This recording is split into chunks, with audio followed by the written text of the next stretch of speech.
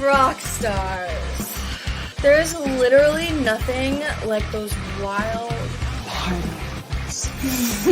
All I did was drink and party and go to rock concerts. So I got VIP access to a certain very hot rock star's room. This was getting a little intense for my liking. What's your problem? Okay. Look, bitch, I don't know who the fuck you think you are, but you're no better than the rest of us. Hey, come on, you gotta go. I'll call you. Hey, what would you say if I were to tell you that rock stars like Terry would pay for your attention and you would be a multi-millionaire because of it?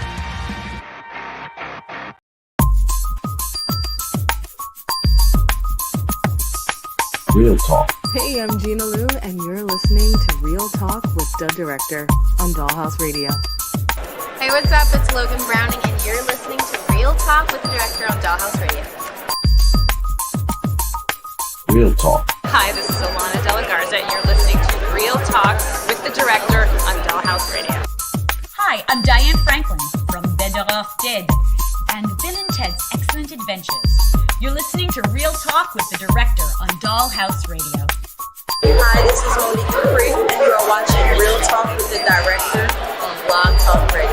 Hey, I'm Stormy Maya, and you are listening to Real Talk with the Director on Dollhouse Radio. It's Vicky Judy, Orange is the New Black, and I'm here with Real Talk. Yo, what up? This is Jay Ellis, and you're watching Real Talk with the Director on Dollhouse Radio. Keep it locked. Hi, I'm Trina Parks, and you're listening to Real Talk Radio with the Director. Hey, I'm Issa Rae, and you're watching Real Talk with the Director on Dollhouse Radio. All I'm offering is the truth, nothing more. And nothing less. What's going on? Welcome to another edition of Real Talk with the Director and the Jedi Council. I'm the Director. We'll be with you for the next 120 minutes or so. Real Talk is brought to you every Monday by B2S Media. We broadcast live via the World Wide Web on YouTube.com/IE Network TV. And of course, Twitter. And of course, the social network itself, Facebook, aka Meta. Oh, it's another Monday. We're back. After a long little bit of a hiatus there, we was out doing our other professions. So, and just, taking a break. As we see, a lot of things happen. and a lot of things have happened. So we're going to recap some things. Yes, it's considered old. Some people say it's old news, whatever. Well, you know what? It's new to me because I haven't said my opinion yet. So tough nookies. Anyway, all right, let me unplug my thing here. Give me a second. Get the technical thing going there. Perfect. So, let me unplug this again. Plug it in here. Get my so I can get this whole thing going. Cool. So, we start off this week, obviously, as we always do, with the Box Office Mojo box office weekend presented by boxofficemojo.com, and the latest weekend for April 8th through the 10th we have here. Top 5, Sonic the Hedgehog 2 comes in at number 1, $72.1 million. We have number 2 is Morbius, which this week made $10 million. Overall, it's at $57 million domestically and $126 million worldwide. That is the Sony Marvel film starring Jared Leto as Dr. Michael Morbius.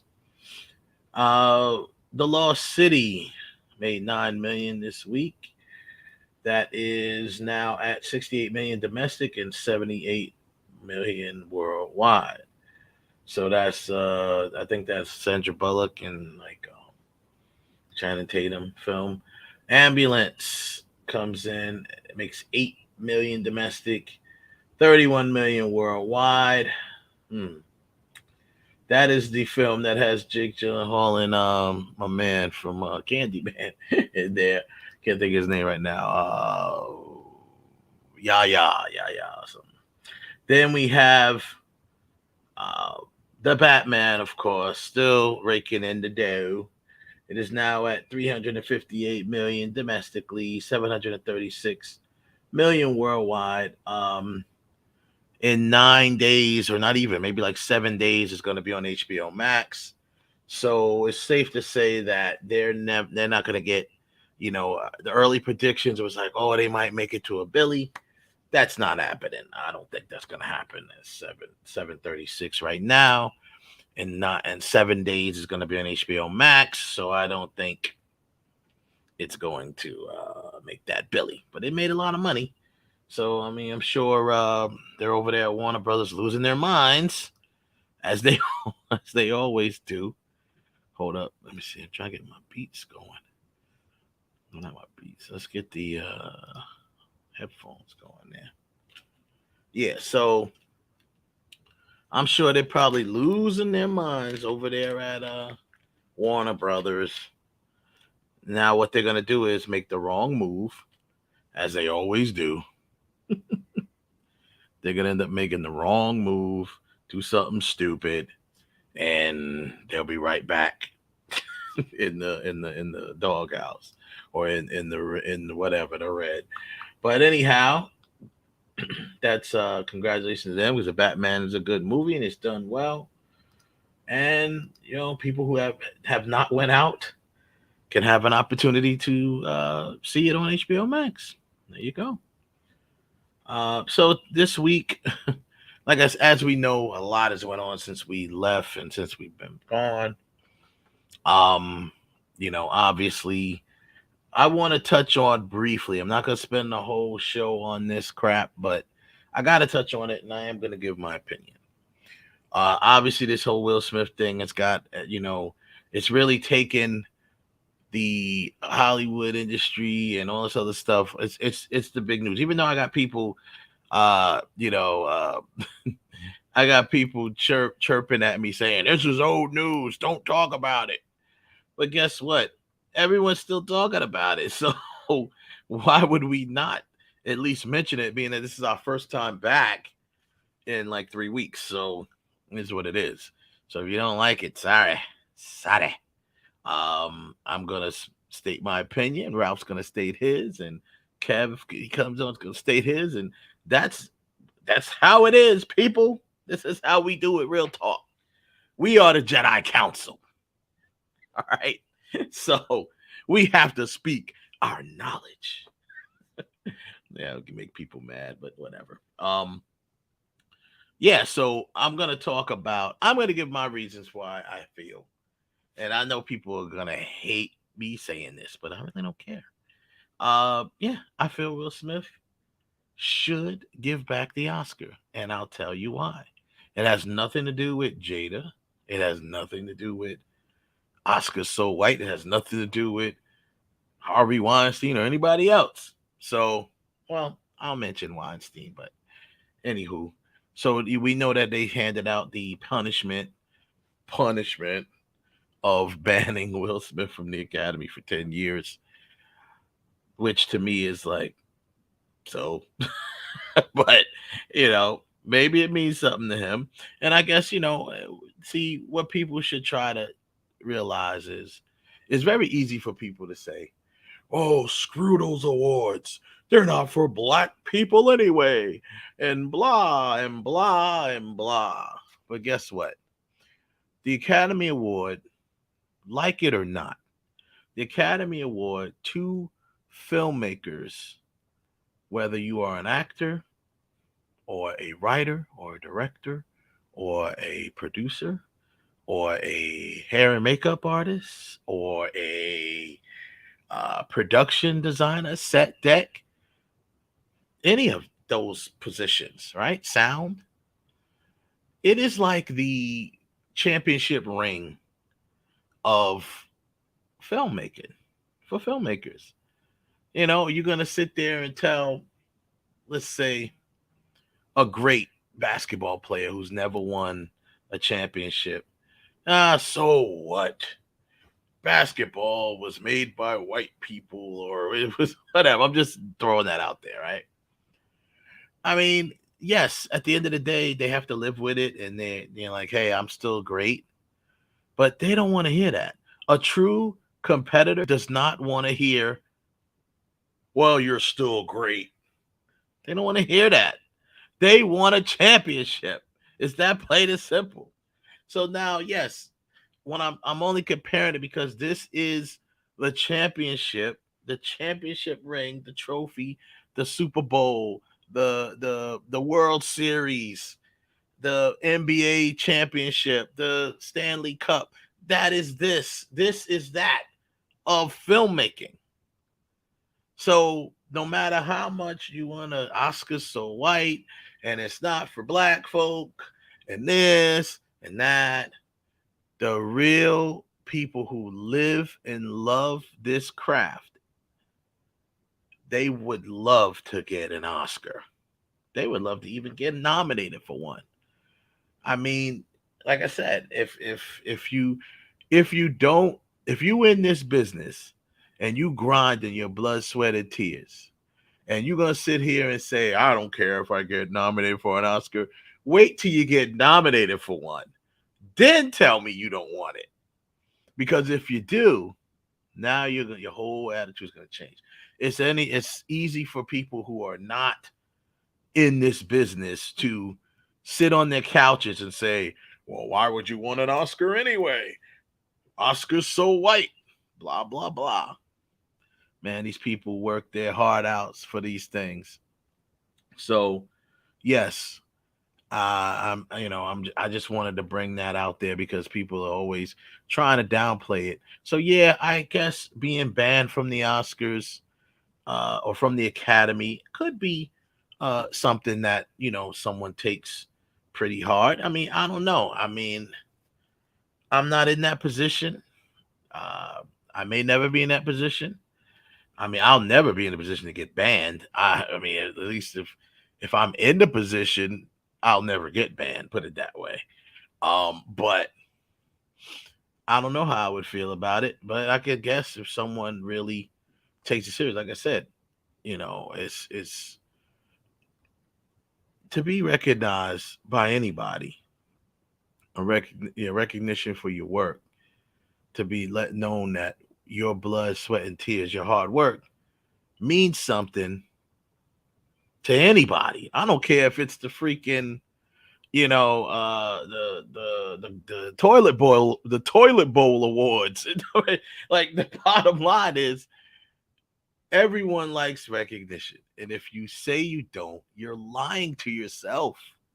So I just want to say that for all the people that downplayed the Oscars by itself. Yeah. Yes, we know Oscars so white. Yes, we know this, that, and the other. But one of the reasons why I feel the way I feel has a lot to do with that. Because now it's like, okay, there's no room for change. So when there is even an inklet of change, or maybe something that could lead to change, here comes this nonsense and this foolishness that, in my opinion, sets us back. That's my opinion, but we'll continue with that. Also, only thing I'm going to talk about also is when it comes to agents, all right, agents and actors. I really want my actors that watch these shows to please pay attention and listen and think about this. Okay, number one, do you actually realize, some may don't, and I'm not trying to insult anyone's intelligence here, but I really have come across some actors, and I know actors always want agents, and that you should want one. I'm a writer, I'm a director, you know, everyone would love an agent, right? To help get them work. However, sometimes the line gets blurred on what agents are supposed to do for you actually. I had an experience recently with an agent, well, a jackleg agent, somebody who calls himself an agent, where he was he's basically a failed filmmaker who tries to put creative input in regards to their client, which is laughable in my opinion, because all right, you know, you got agents, you got managers, and both of them are really supposed to handle your business, right? Once the business is done, your creative input, all that other stuff should either come from you or whoever you're working with, a director, writer, whatever. So, you know, I want to talk a little bit about that. I'll talk about the wild experience that I had with a so-called agent who basically tried to sabotage an entire project that I was on. But we'll get into that too. So there you go. That's pretty much the lineup for the night. Yeah, let's get into it. Thank you for being there. I'm going to be here. I'm the director. And I brought my Jedi Council with me. If you don't believe me, here they go. Yeah. What's going on? What's going on? What's good? What's good? Yeah, man, I appreciate you. What does the foul finger say to the face? Nigga. Lord have mercy. I'm not even gonna start with that. I'm gonna just say this: both of y'all owe me an apology. Both. Why? Of you. Owe you an apology? Told you guys point blank. That's right. I said when Robert Pattinson, this whole Batman thing, I said wait till the movie come out. When everybody like, man, he's gonna be all sparkle Batman.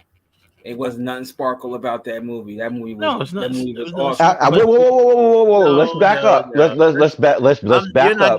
No, let me start. You ain't getting no apology from me. Apology. You ain't getting no apology from me because number one, as if you rewind and look, the last few weeks leading up to this film, what I said was, okay, I'm done judging this guy as, you know, he is Batman, he's the actor for the movie. So I said, I'm letting all that go. I said, did I like the choice? No, I did not. I said, but we'll see what happens when he, you know, and another thing I always say, hell, you can put damn near anybody in the Batman suit, but it's about who you play Bruce Wayne, how you play Bruce Wayne. Agreed. All right. It's about how you play Bruce Wayne. And his Bruce Wayne was okay. It wasn't all that. Now, it was written a certain way. To his defense, it was written on purpose a certain way. Mm-hmm. But his Bruce Wayne still does not match Ben Affleck's. I'm sorry. It's not one. You can't make a comparison. That's first and foremost. Two, it's not going to match because of the age difference of what the Batmans are. Right. Which is another reason why another reason I didn't like going back again. I'm tired of that. I'm surprised Kev didn't say nothing about it because he hates going backwards to the younger versions of these characters. You want to see the adult versions. So, but see, this is still an adult version of Batman. Yeah, he's an adult. Right. You know what I'm saying? This ain't Gotham. Right. He is an adult version of Batman, but just in his the long Halloween, for lack of a better phrase, to a certain degree. But what I was going to say was you can't make the comparison to the two, because of the time period, and also this wasn't glitz and glamour. This was downright gritty, dirty. Listen, Zoe Kravitz. I'm gonna say two things. A, Zoe Kravitz is she's a bad motherfucker. Number two, Zoe Kravitz. If they ever want to bring back the Jinx character and James Bond, yes, Zoe Kravitz is it. Do it. She's the one to do it. Now, the other thing I want to say to you, Ralph, the reason why I don't owe you an apology, my brother, is because how much crap did you and Wes give me for about Twilight? And as soon as they said Robin Pattinson, I was like, I don't know, but I'm gonna give him a chance. Like I gave Gail Gadot. I was like, he's gonna do the damn thing with it. Okay. And y'all made fun of me, especially you, Ralph. You was like, I make fun of Twilight, but I'm just but wait. I'm gonna answer that. You absolutely right. I did until that trailer came out. I said, wait a minute now. Wait a minute. because the trailer caught me. I was like, hold up. Yeah. And I said, wait a minute. Let's wait until we see more. I said, because this would be the same thing as when Michael Keaton, Mr. Mom, got Batman. We was all laughing until you saw it, and you was like, oh, right. But you guys are like, he's gonna be Twilight. No, I did not. I never, Ralph. Now you're gonna have to go back and bring some receipt. You can't be Ralph. saying Ralph, I never did that. I never said I never. The only thing I did say, I did make a joke, and I was only joking.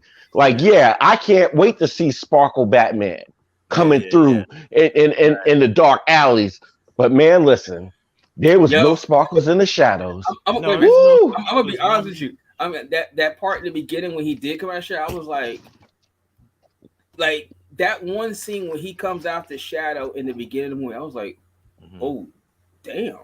It's like that. Very, But I mean, here's the deal though. That part, I don't know why everybody's so surprised about that. Like, that doesn't surprise me. If you look at Batman vs Superman, the way Zack Snyder did Batman.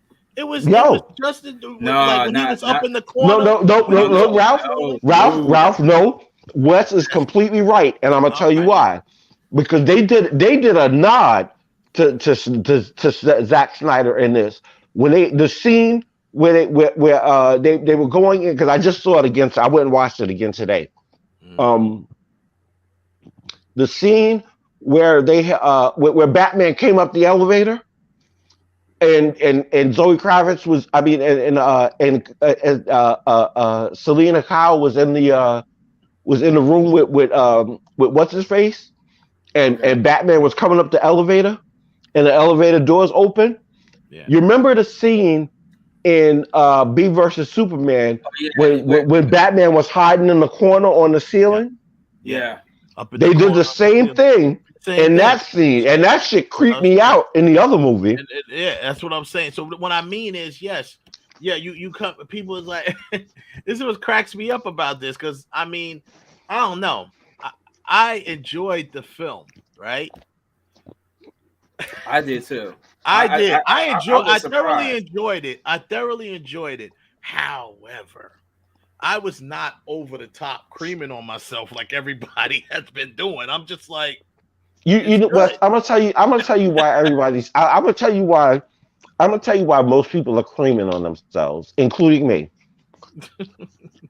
I was creaming because I was creaming because I was happy that Robin Pattinson, and I was not expecting that kind of performance from Zoe Kravitz, and also Jeffrey Wright was a dope ass Commissioner Gordon. Like everybody was dope. Everybody in the movie touches, was dope. And like Ralph said, everybody in the movie was dope. Everybody was good. I agree with that. Everyone. But the reason why people outside of like us are creaming themselves is because because they didn't know what to expect from this Batman until the trailer. And it's like you see the trailer and you're like, okay. All right, that's good. So then people fix in their minds like they normally do. Like, oh, they showed everything in the trailer. So the movie's going to be blah, blah, blah, blah, blah, blah, blah. No. But then you watch the movie and then you get hit like the normal people. They weren't expecting this. That car chase in the rain. Oh man! I mean, the whole film took place damn near in the rain, which was pretty interesting. But what I'm saying is, I don't know. I don't know why.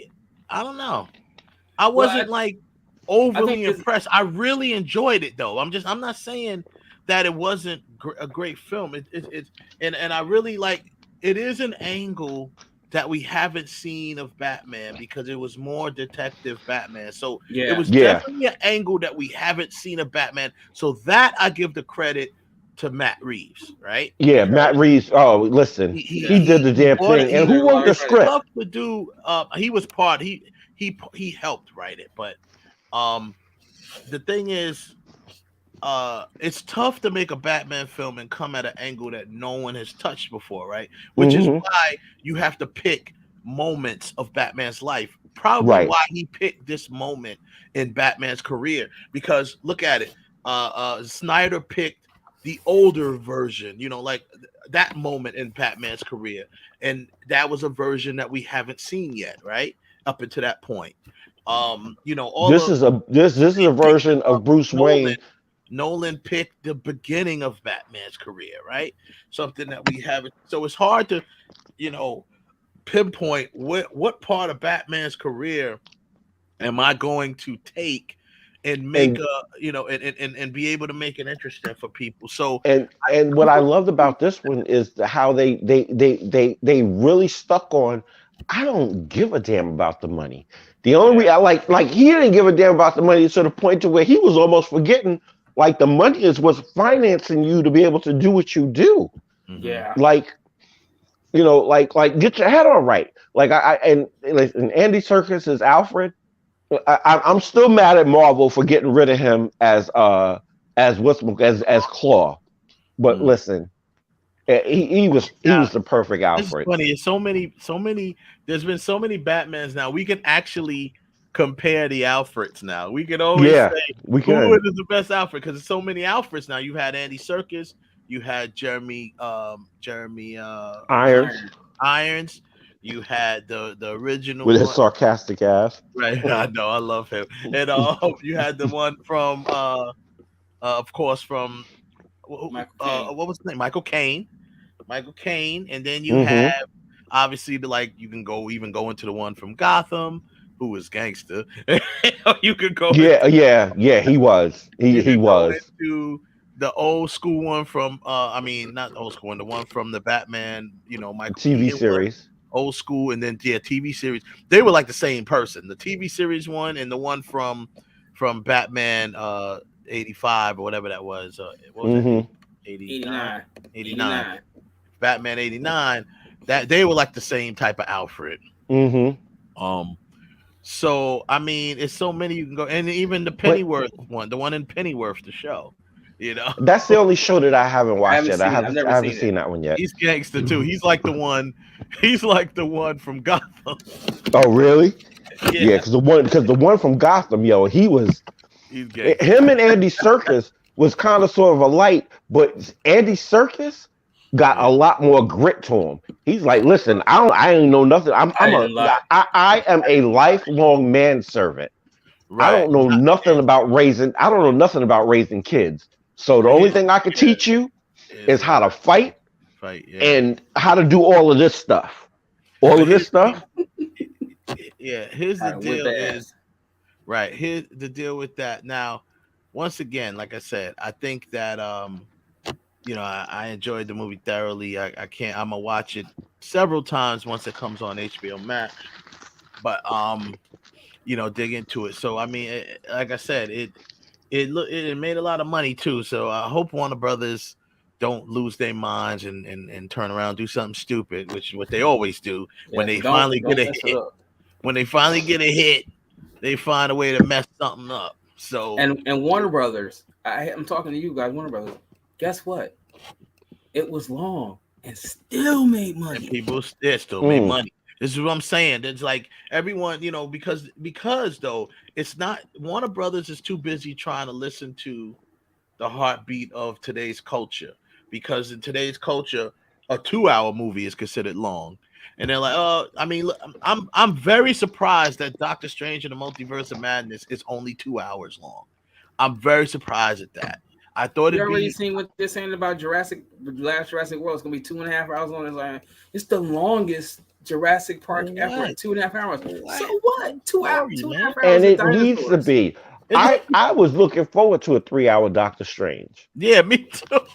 I swore. I was like, this is gonna be on the level of Endgame and stuff like that. So I'm looking for it to be at least 2.5 hours. I thought it'd be because Spider-Man probably set up a lot of stuff, but because Spider-Man was that long, I thought it would be at least 2.5 hours. It surprised me that it's only 2 hours.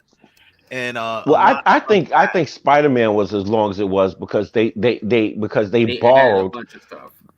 They added stuff and then they borrowed from pretty much the whole concept was borrowed from Into the Spider-Verse. Yeah. So well, I mean, I'm glad you mentioned that because I said the same thing with this Batman movie. What they did was he took Reeves took a piece of The Long Halloween. He took a piece of Hush. Yep, Batman Hush. Yeah, yeah. He took a piece of I can't think of the name of it. It was called like Sins of the Father or something like that. It was the game, the Batman Telltale game. Very great game. I recommend anybody to go out and play it, get it and play it. It talked about Arkham Asylum? That's no, not Arkham Asylum. No, not Arkham Asylum. This is by the company Telltale. So it's kind of like a like one of those strategic games where you choose. It's like an RPG role-playing game. Yeah, you choose what he does, and then things happen, and you can fight in it too. There's some action too, but it's not like Arkham type of action, but it's more strategic. But the storyline revolves around Cobblepot and the Waynes. The Cobblepots in this storyline was rich, and Penguin, Cobblepot, he was like an orphan or something like that. But what I mean is they talked about how Thomas Wayne was dirty. Like Thomas Wayne was working with Falcone, right? And it was like the other heads, Falcone and the other one, they all kind of like they were all working together, and the Cobblepots somehow got I believe they orchestrated the Cobblepots murder or something like that. And that was why the Penguin, had this vendetta against Bruce Wayne. Now, like I said, what I mean by they borrowed from that is the whole part about Martha Wayne, Thomas Wayne and all of that being, whatever you want to call it, mixed up with Falcone and all that. Also, with the reporter, right? And also with spoilers, right? Also with Catwoman being the daughter of Falcone. That was I'll take it back. Not Catwoman, Selena Kyle. Selena Kyle being the daughter of Falcone, right? So they kind of borrowed that too. That was in that game as well. So what Matt Reeves did was took all of those ingredients and kind of baked his own cake. Put his own spin on it.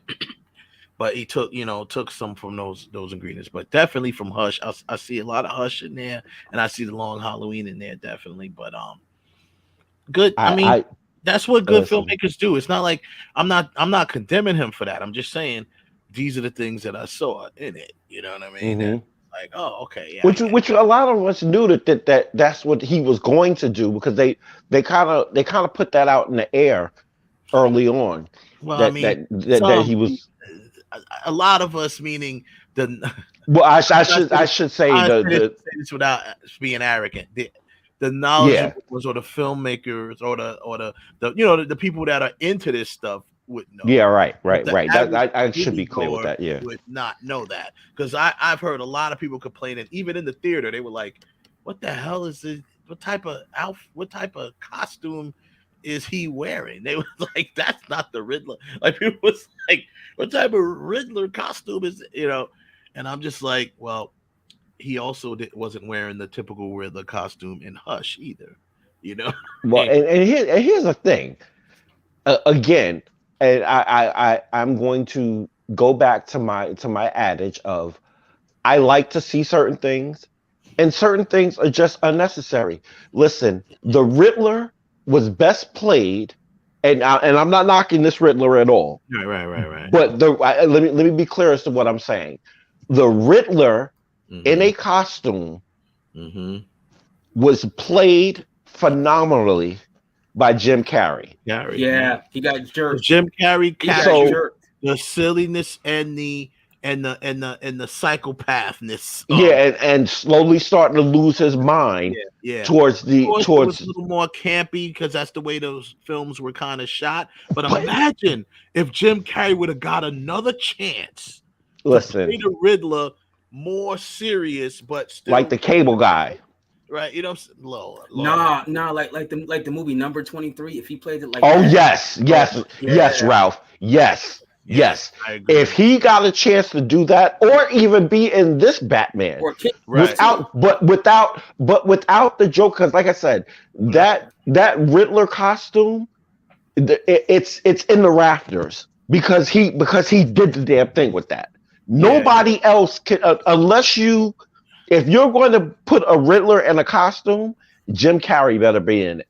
Yeah. He really kind of set that, in another path. It's just like, and there's no, this Riddler was really different. Like I said, it was more like the Hush version of the Riddler.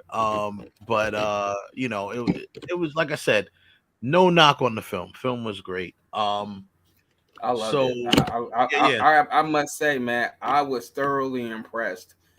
There was some like I said, that first scene when you see Batman, he comes out of the darkness, and I don't know if that was the camera moving or the smoke coming out, but I was like, shit. Yo, the way, they made you believe that the shadows was like you were waiting, like, is he gonna come now? Nope. Yeah. Is he gonna come now? It was Nope. great. It was great camera work. The movie was great. It was cinematic. It was a great, Very cinematic. It was great filmmaking, I'll say. And- And I and- believe Like when he got out the car, with the fire behind him, I was like, "Oh, damn!" I believe this version of it can and will and probably should get recognition at the Oscars. It better. It better. Because like Nolan's film, it's real cinematic filmmaking. See, like I said, Snyder will never get that because Snyder took on the superhero version of Batman. See, this is not him, Nolan. These are not the superhero versions of Batman, and I'll tell you why. Because the superhero version of Batman is the ones that's fighting Darkseid and all these other. Yeah. That's a super. The one that's sitting down like, I dare you to get out of line because I got a contingency plan for your ass. Right. Act up if you want to. The hero Batman, the one that we used to seeing in the cartoons and the animated series, in Justice League Unlimited, stuff like that. There's different levels of Batman. He's the Batman that's fighting supernatural people, as opposed to the Batman that we're watching now are the ones like, the detective Batman, and he's fighting just, people in Gotham. They're regular criminals, you know what I mean? So that's the difference there. So because Snyder took on the superhero Batman, you're not gonna, other than like effects or something like that, you're not gonna see him, you'd never see him getting nominated for awards or anything like that for it. But something like this, where it's brought to you on a regular Very cinematic cerebral. level. I am Very cerebral. Let me tell you something. I am so mad that I didn't get to see this in IMAX because I wasn't feeling well, and I canceled my IMAX ticket. Yeah, I don't care how I feel the next time. I will sneeze on a motherfucker. Let me tell you something. Because put a mask on. You put your mask on and you can sneeze. But I love what the other thing that I loved was I loved how him and Gordon was working together, and just how they were coming up to bring these were legit. Like, how do I explain this? The brick walls that they were running into as the story was progressing. Yeah, it was really a detective film. It was really detective, who done it, type of even the noir. even a noir film type of feel to it. I felt like in certain instances, I felt like that I was sitting down watching Knives Out, which was Jesus. Knives Out was awesome. Damn good movie. Yeah, that was awesome. That was awesome. All I'm saying is, like I said, I enjoyed it. I thoroughly enjoyed it, you know, and I put it in its place where it, to me, you know, you have to compartment. You got to put Batman in compartments because it's hard to compare this Batman to any of the other ones. Even Nolan's is closer to Nolan's as far as realism. It's funny. It's a happy medium between Nolan, because even with because sometimes he slipped up and he was doing the Batman voice from Nolan, but then there was the feel of Batman Returns, or not Batman Returns. What was the one with the Joker? The Dark Knight. Yeah. It was a cross between a Nolan film and there was a lot of, he paid a lot of respect and homage, and at the same time, it was its own film. Like there were little things that you can make comparisons to. Like I said, with that scene with him when he jumped up in the rafters from the elevator and they didn't even see him go up there. When in the other, like in Snyder's film, when he was up in that corner, that scared me. That freaked me out a little bit. I was like, what the fuck is Batman doing? Yeah, like yo, that's like you know what I'm saying, that, you know, like, yo, you really think you a bat? You hanging in the corner? It's so crazy. But you're a grown ass man in a costume hanging up in the corner. Yo, listen, that shows you right there. That tells you right there he ain't all there. He's as my something special. And then everybody, and the reaction that they had in both movies when they looked up and was like, what in the fuck? What are you doing up there? But wait a minute. It's Batman. But you know what's funny about it is, like I said, that's and you know, and the last thing I'm gonna say about this, and we'll move on to our topics, but you know, it's funny. I'm sitting here like, what Reeves did in his own way. He did exactly what everyone was complaining Zack Snyder was doing. Everything, and nobody's saying nothing about that. I was like, what? Wait a minute. It's dark. Listen. Outside of the headlights and the street lights, there was no light. Yeah, there was no light. It was all dark and raining. Now, like I said, a lot of times also to be fair to the people that was doing that, they were also getting on Snyder because they felt like he made Superman too dark. But like once again, he was trying to follow a certain storyline as well, which was injustice. And also the truth of what would happen if an alien landed on the planet. Right, being more being more realistic, and that actually came from Nolan. Nolan was the one who said that. Nolan was like, he advised him on that. He was like, why don't you approach it from a more realistic standpoint and get rid of the "it's a bird, it's a plane" bullshit. Exactly. So let's approach it on, like Superman Returns tried to do something like that with more adding on, like for instance, the Superman Returns just kind of showed, not the kid. Not on that part. I thought it was dumb, but the part with like say when he saved the plane and the G-forces from the plane and physics, exactly what would happen if you tried to stop a plane. What happened? That's the law of physics. But stuff like that didn't happen in the old movies. It's like he grabbed the wing and stopped the plane, but in this one he grabbed the wing and it broke off. Which is exactly what happened, because you're stopping something that's moving at 400 and something miles per hour, and you're just gonna grab the wing. Of course it's gonna rip off.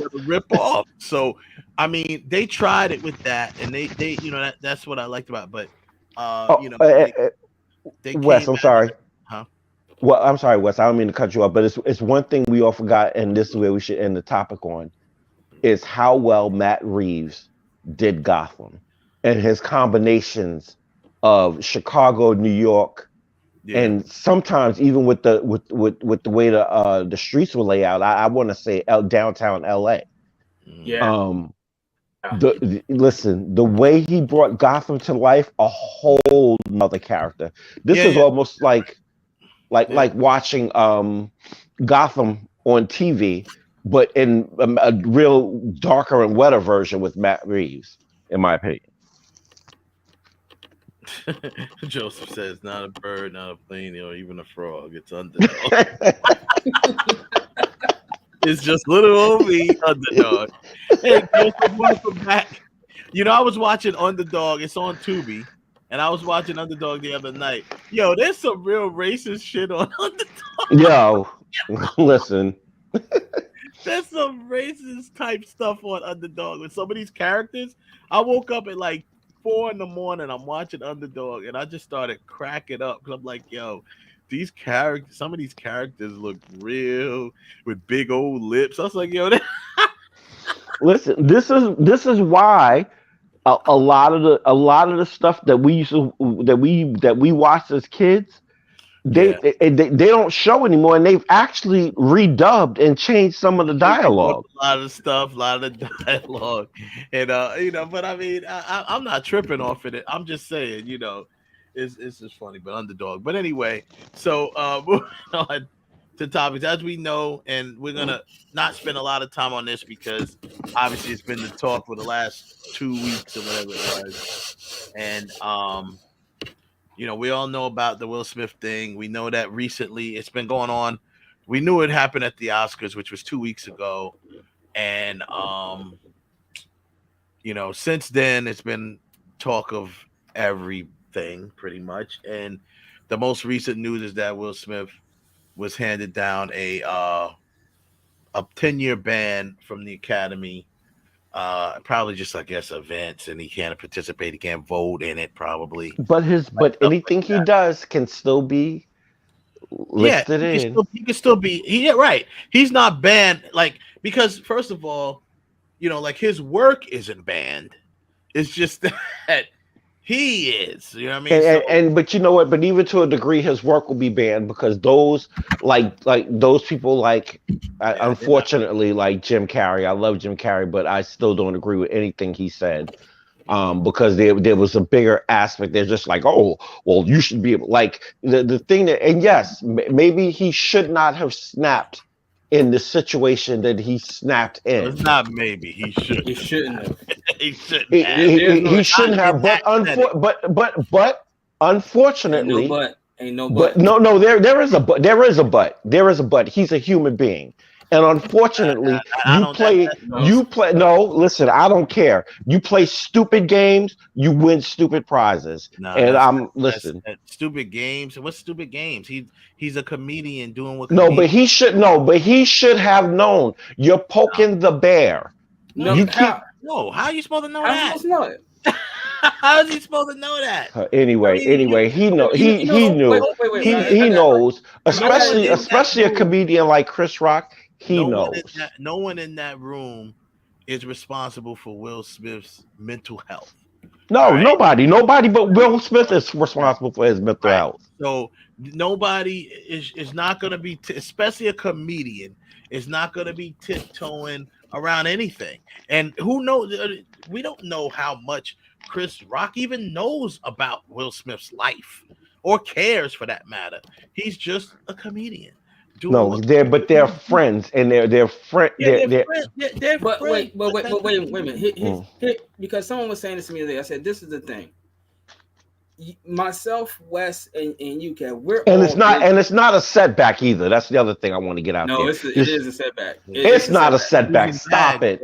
Stop it. Y'all, here y'all go with this 1913. Oh, we got Matt. We done acted up in front of Massa. We done set the whole thing back. We ain't set nothing back. That has nothing to do with what I'm talking about. Nope. He's literally losing bags, so you can't say it's not a setback. He's losing bags. He had two projects that was pulled out of, one by Netflix, one by Apple TV Plus. And I don't know if I thought that big project he was working on, that slavery film or whatever it was, that he's working. I think that was Apple TV Plus that he was working on it with. Because remember, he took it from Atlanta and moved it to New Orleans because of Atlanta with that whole thing with the voters' rights and stuff. Rights, yeah. Right. So they moved it out of there and went to New Orleans. That was definitely an Apple TV production. Now, I'm assuming that's the production they're talking about that they pulled back from. Same thing with Netflix. So you can't say it's not a setback. Of course, he'll bounce back, but it is a setback because he's losing back. Listen. But I heard that they were fast tracking Bad Boys 4 after he won the odd when he was expected to win, but now. Nope. So I mean, well, you know what? That's their loss. It ain't his loss. That's their loss. Look. When you make it $20 million per movie like Will Smith is, that right then and there, that's $80 million. You got it. But see, here's the thing. Everybody's saying that, but he's already sitting on a ton of cash. We know that. Yeah, we know that. But once again, as far as we know, that's what he's sitting on, right? The bottom line is this: if he didn't care to make the money or do the films, he wouldn't continue to do films. So maybe he does more films that are more passion projects now, but even if it's a passion project, he ain't making no money from it. The fact that it's being pulled back from, well, you know what? Well, here's the thing. There's always Tyler Perry. There's always a studio he can go to. He can always come. See, at this point, now, wait, let me finish what I'm saying. Perry fund his film. Well, listen. He ain't got to. See, here's the thing. Now, here is the point in time where, okay, yeah, he made a mistake. Okay, now if Hollywood wants to be like, oh, we ain't fucking with you because you made a mistake, then you know what? Fuck you. This is the time, but it's not gonna happen. But see, this is the moment where all of Black Hollywood can surround him and be like, you know, we're gonna put our bread together and we're gonna make our own projects. Fuck them. No, they want to pull it. They want to. If they ain't did it, worse. Listen, I said, what did I? Did you hear what I said? I said it's an opportunity for it to happen. Are they gonna do it? Probably not. But it's an opportunity. Right now is a very good opportunity, especially being that where a lot of Black filmmakers are. This is opportunity to it. There's enough money out there to where we can start funding our own projects and start building up our own studios and start making out. Listen, do exactly what Dame Dash, Murder Inc. and what's his face from Texas was going to do until somebody snitched, Jay, and basically washed that whole thing down the tube because they could have had distribution. We could have had we had our own label. Same thing Sam Cooke was trying to do. And every time somebody tries to do it, we get now Will Smith. He's the one who burnt the bridge. I'm not saying that he's not wrong because the people that because the companies that he was dealing with are the companies that are the alternative to the major studios. You talk about, well, Netflix is a major studio now. Studio, right? Yeah. Netflix and Apple TV Plus. I think they're foolish. I think they're foolish, and the only thing they're doing is they're bending to this cancel culture of, oh, you know what, you made a mistake. You go over here and sit in the corner. Now I understand the ban, and I even think that ban from the Oscars for 10 years, I think is a bit much. But it is what it is. It is what it is. They had to listen. I think it is a little long. I think it is long, but you know what? They had to. In order, because the whole room was grown. And the sad part is, some people was like in the room was like, "Yay, I'm glad he did that," because we sick of these comedians and they foolishness on this night. But because of the face they had to present in front of everybody, which is what the Oscars had to do, we got to lay down the heavy hand. So, you know, this is what it is. We got to do this to satisfy the public. And at this point, I think that the message that being sent, first of all, The comedians have been doing what they've been doing for years, and people can get tired all they want, but the bottom line is, you can't set a precedent of an attack on comedy. But see, that's the thing. It's not an attack on comedy. Let's stop that. It's not because it's not. That's because I've been in comedy rooms where people have run up on the stage on certain comedians, and certain comedians have gotten knocked the fuck out, and certain comedians have boxed back. Right. It's not nothing new. The only thing that changed this is the stage that it happened on. Right. That is all. This is not nothing new to comedy. It has happened before. It will happen again. The only thing this is happening right now is, you know what? It happened on this stage. If it did, you know what? Because if it would have happened behind the scenes where nobody would have seen it, it wouldn't have been this bad. But because it was happened in public, they're like, we gonna punish these niggas. No, Kev. It wasn't the fact that it happened in public. The fact that it happened in public in front of 50 million people. That's what I mean by when I say it happened in public. It happened in front of the public. It happened in front of everybody. It happened on the biggest stage. And I'll tell you this is the bottom line is, and then just recently T.I. goes on stage after some comedian and didn't hit her. It was a female comedian, I believe. But the bottom line is he heckled her back. Now all of a sudden people is gonna think this is okay to do, which is but people have been heckling back at comedians for the longest. Heckling back and approaching them and assaulting them is two different things. No, people have done the same thing. People have talked about on stage where Dave Chappelle has talked about on numerous occasions where people have said sideways shit to him in the middle of his performance. Yeah, and they just get kicked out of the room. That's still talking. That's talking.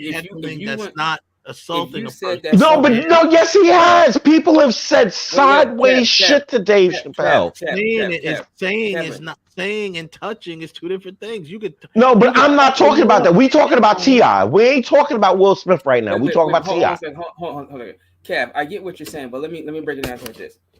You can't break nothing down to me. I've watched. Listen, I got my daughter's cousin was the security for Paul Mooney. I've seen Paul Mooney on stage so many damn times and other comedians that we got free tickets to, where people have said sideways shit to comedians. And on one or two occasions walk up on stage and either they get removed from the spot or the comedian plays them out and heckles right back at them. But it's just something that's not talked about. All of a sudden, now all of this stuff is happening, and it's in the limelight because now it's being presented to the world. Because you know what? Listen, this is what would have happened. This is what would have happened with T.I. If the thing with Will Smith didn't happen, we would have never heard about that thing with T.I. But Kev, even all that's fine. The point is still this. You up there and you start heckling a comedian, right? That's kind of sort of part of the gig. Same way like your professional sports player, you have people sitting there saying, "Oh man, you suck," but then the minute they turn around and you hit the game one shot, now all of a sudden you love. Right. Same thing with T.I. He got booed off the stage for trying to do comedy. Right, but there's a vast difference between Dave Chappelle saying a joke and you think it's funny, you start heckling, or you think it's not funny, you start heckling. And you get up there and you actually punching him in the face. No, but see, again, you're twisting what I'm saying. We're talking about T.I. and T.I. heckling. I just put him as I just used him as an example, but going back to the Will Smith thing, even applying some of the things that you said, okay, now none of those things applied to Will Smith. He wasn't removed, he wasn't restrained, it was nothing. He wasn't kicked out. He wasn't kicked out. And he wasn't removed. And let's remember, he wasn't removed because what's his face and the people from the Oscars said, "No, we want you to stay. Go sit your ass back down in the seat. Right, you're not leaving." Whatever the case may be, he wasn't removed. All right, that's all I'm saying. That's the fact, right? So, so all of these things that apply, even the things that you mentioned, doesn't really apply here. So, I mean, he went on, he did that, and the bottom line is this: The fact No, that they could have removed him, but they chose not to. the fact that they the fact that everyone is still talking about this, the fact that this thing happened and the way it happened and how big it's become, whatever, just like you said, all of these things wouldn't have maybe they wouldn't have heard about the T.I. incident if the Will Smith thing wouldn't have never happened. However, it did, right? So my thing is this: he's still, I believe, to be honest with you, okay, the 10-year ban is it excessive? I don't know, maybe. I mean, it all depends on how much the Academy means to Will Smith. That's how it basically be. Exactly. That's what it honestly boils down to. It boils down to how much the Academy means. And I'll be honest with you, I think he was only there, and the reason why he was upset, it wasn't because of him and Jada. I think it was because of the momentum of everything that night represented. Will Packer directing, or whatever you call it, the Oscars, producing the Oscars, whatever the hell you want to call it. Then all of the black wins, Questlove, his moment. But above all of that, the fact that he was there, the only reason why he was there, really, I don't think he would have showed up if it was any other film, but he was there because of Venus and Serena and them and the rest of the cast and the rest of the people that represent it. I agree, but which also, to me, is why, in my opinion, he ruined the moment for all of those people. A lot of folks. He ruined the moment. No, not a lot. He didn't ruin. He did a lot. Yes, he did. He ruined Questlove's moment because he actually did it. Well, no, he did. The two things I will agree with, he did ruin Questlove's moment. And Chris Rock was a constant professional and continued and still. He did. I'm not saying that he didn't, because he did with that. Also, he did kind of sort of, the smack kind of sort of took away from, or not kind of sort of, it did take away from even his win. But here's the thing.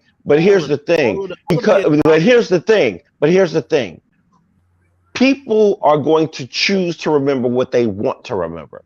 People are going to choose to. That is a factor of it. That is a factor of it. Because you can choose to be like, you know what? Yeah, that happened, but you know what? This is what it is. People are choosing to be stuck on that.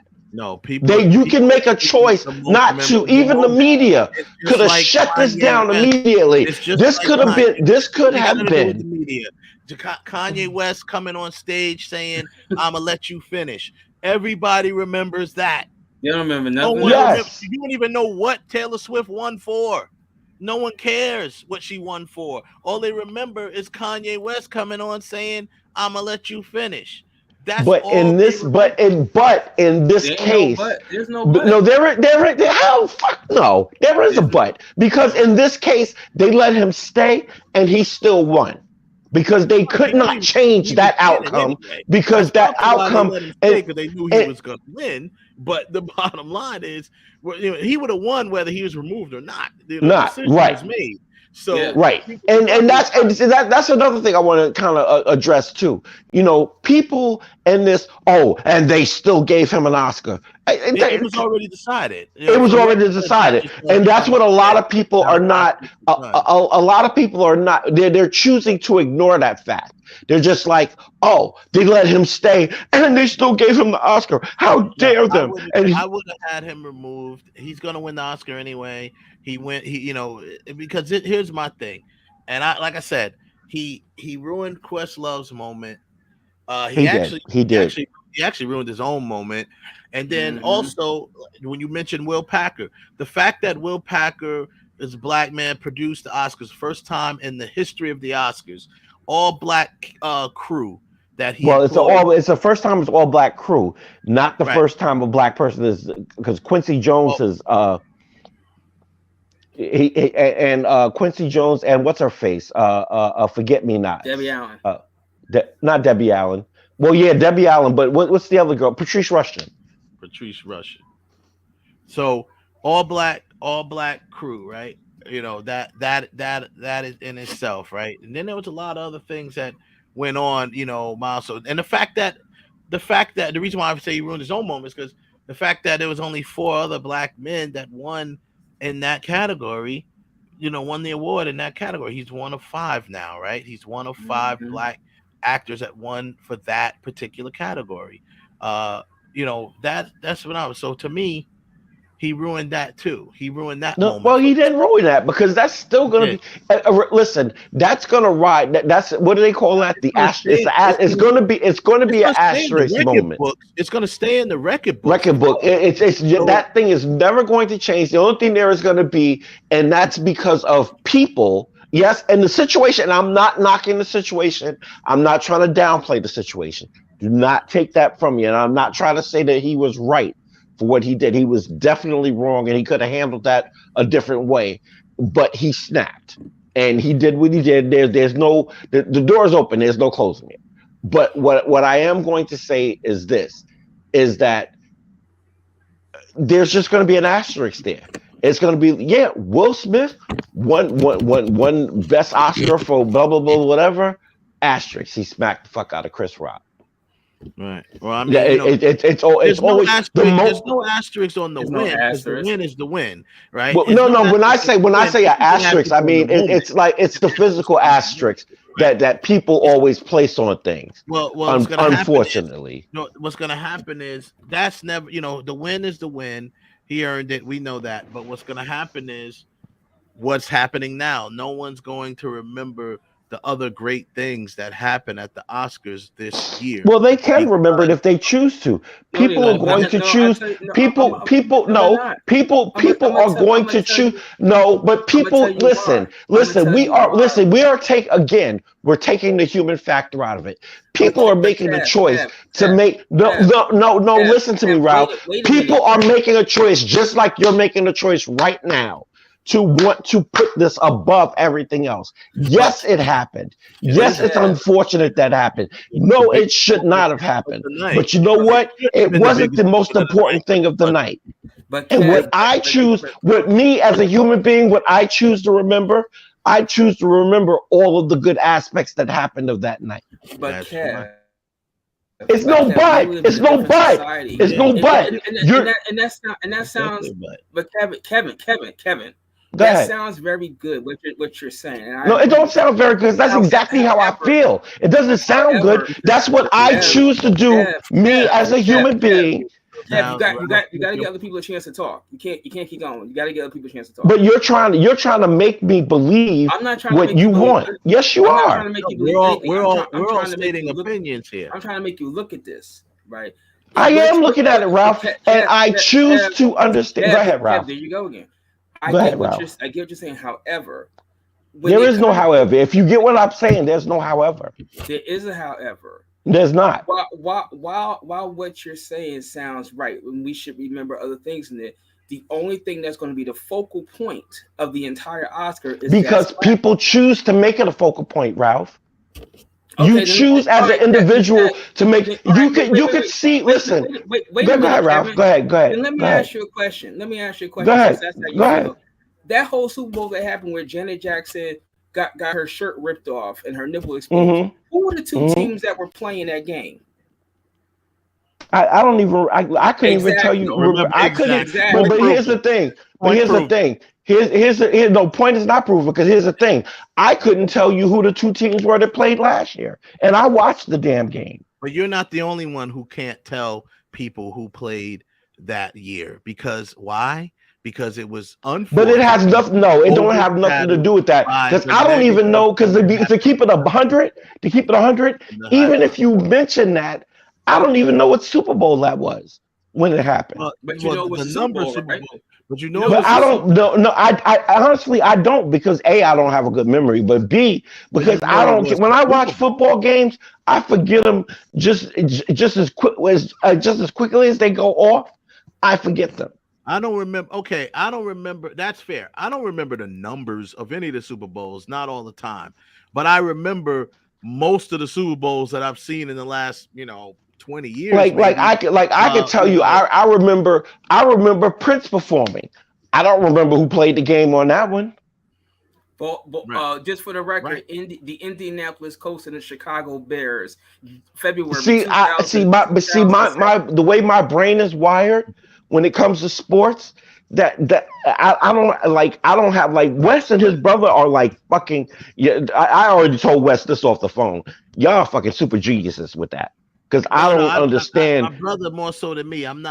I don't remember a lot of numbers, but what I'm saying is this: even when you remembering Prince performing, right? The reason why we remember big performance, because it was a big focal point. At this point, it was a positive one.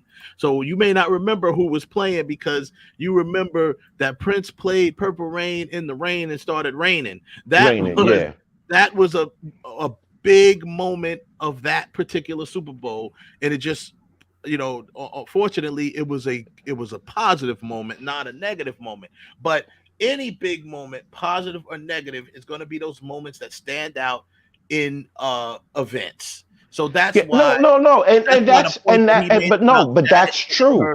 That is true.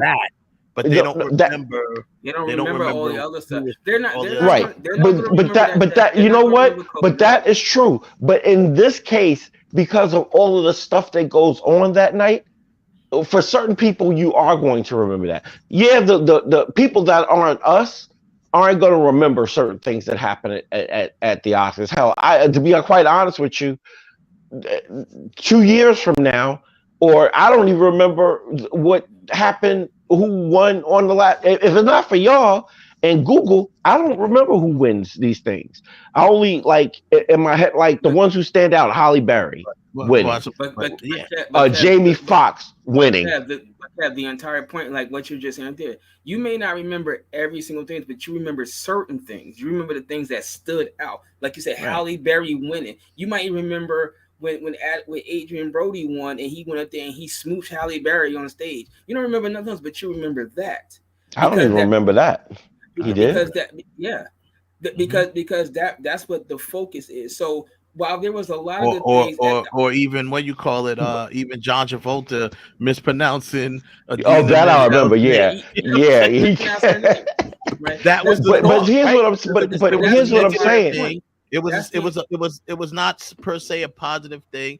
That was the big talk that year. It's not even a negative thing. It's not a positive.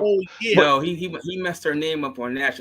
It wasn't totally wrong. It was totally wrong. He just butchered it. He just butchered it. Yeah, he did butcher. But the entire point is when it comes to things like this one, we may not remember every single person that wins an award. We may not remember every single moment, but certain things we will remember. And out of all the other things that happened on that night that were good, such as the Coda winning, the tribute to Sidney Poitier, hell, the tribute to Betty Wright. The only thing that's going to get remembered is Will Smith slap Chris Rock. No, that's not. You see, but again, that's for individuals who choose to remember that point. Yeah, it's a choice. It is a choice that you make. At the same time, it's the thing that's going to stick out the most from that show, right? Because that's just like I said. I don't remember why Taylor Swift won, what video she won for, what she won for. I guess it was the MTV Awards, something like that. It was definitely a video thing because Kanye was ranting about Beyonce's video. But it was for best. It was for best song. Video. I thought it was best video because it was video awards or something. See, that's what I'm saying. We're sitting here. Remember, I can tell you word for word what Kanye said. You know what I'm saying? Because of that moment, and that was years ago. So but Kev, even what you just said back from it, but people still remember it, right? Because Kev, even what you just said about the thing when Prince performed Super Bowl, you chose to remember Prince performed Super Bowl, but you chose not to remember who was playing. No, I didn't choose not to remember who's playing. I didn't. Honest with you, I don't care who's playing. When I watch the Super Bowl, I do enjoy the game, but I literally watch I am that goofy mother sucker who literally watches the Super Bowl for the commercials and for the halftime show.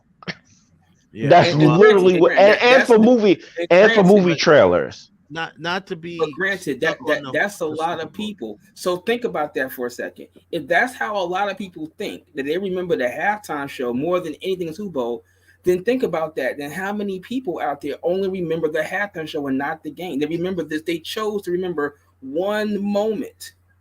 It's not that they. It's not that they. It's listen. No. In that case, it's not. It's not a person choosing to remember one moment when it comes to something like that. Because if football is not really your thing, you're not really going to remember it because maybe you went to a Super Bowl party because it was a Super Bowl party and you just decided to go, but you're more into soccer than you are into Super Bowl. It's football. To get off the Super Bowl thing, the point is people remember most of the time. And most of the time, yes. Yes, there are individuals that choose to do this and choose that. Yes, it's always a choice, but most of the time, you're going to remember events by the biggest moment of that event, good or bad. Good or bad. So that's what I mean when I say that this particular Oscars is going to be remembered by Will Smith slapping Chris Rock. That's just the way it is. It is. It was the biggest moment of the night. Unfortunately, it was the biggest. Honestly, I don't say unfortunately. And not for nothing. What our other spin on this thing is that Will Smith was wrong, but this is this. Why is it always got to be involved with someone in the hip hop field? If you look at back on the last couple of years, all the incidents that happened on somebody's red carpet or award show all involve people from the hip hop world. You could, and as you said, we remember things. How many people remember Suge Knight going on against Puff Daddy at Source Awards? Nobody remembers anything about Puff Daddy. But no, I gotta correct you on this one because with this one, Will Smith is even though he did start out in hip hop, where he ended up is where people. He is vastly removed from him, but I agree. However, but just look at the last couple of years with like Wes said, Kanye West going off on Taylor Swift on the awards, Nicki Minaj going off on Miley Cyrus on the MTV Awards, Cardi B and Nicki Minaj getting into a fight on the Met Carpet Red Gala. All this stuff, all is hip hop folks. It's not mainstream people. It's hip hop people. Like, what's your problem, son? No, but see, here's the thing: mainstream people do stuff too. We just don't always hear about it. And maybe we don't see it. And maybe we don't see it. I want to talk about something.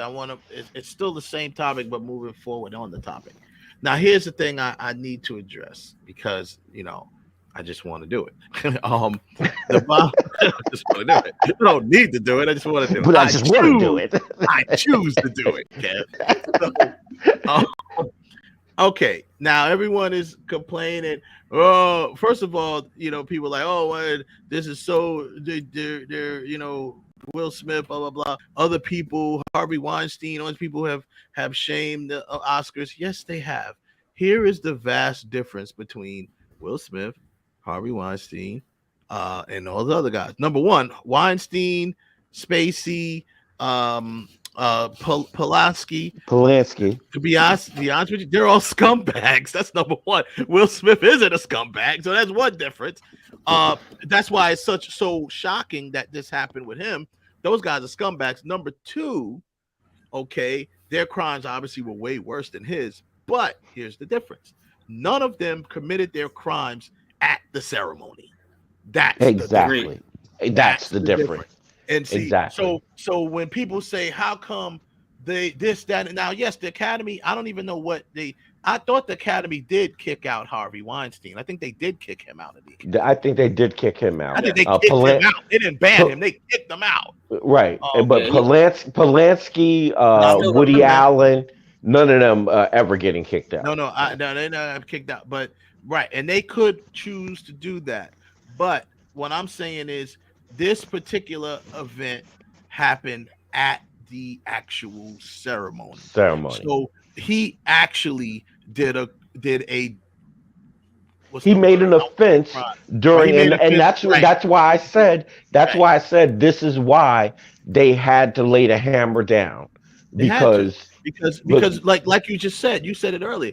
Had Will Smith smacked him at the after party, I don't think they would have banned him. Nope.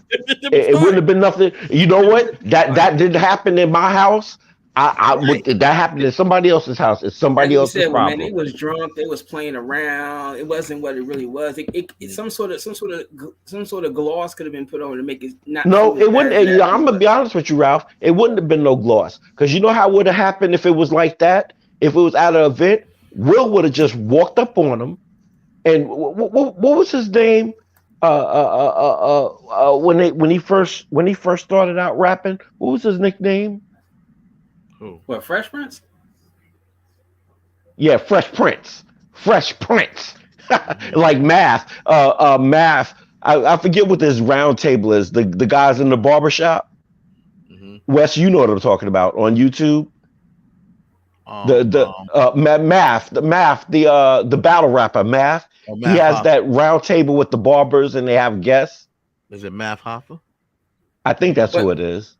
Yeah. But anyway, my point is I was making a joke. They call him the Fresh Prince, meaning handprints, because people forgetting he's from Philly. He's from West Philly. So he would have, if that would have been at an event, he would have did the same thing.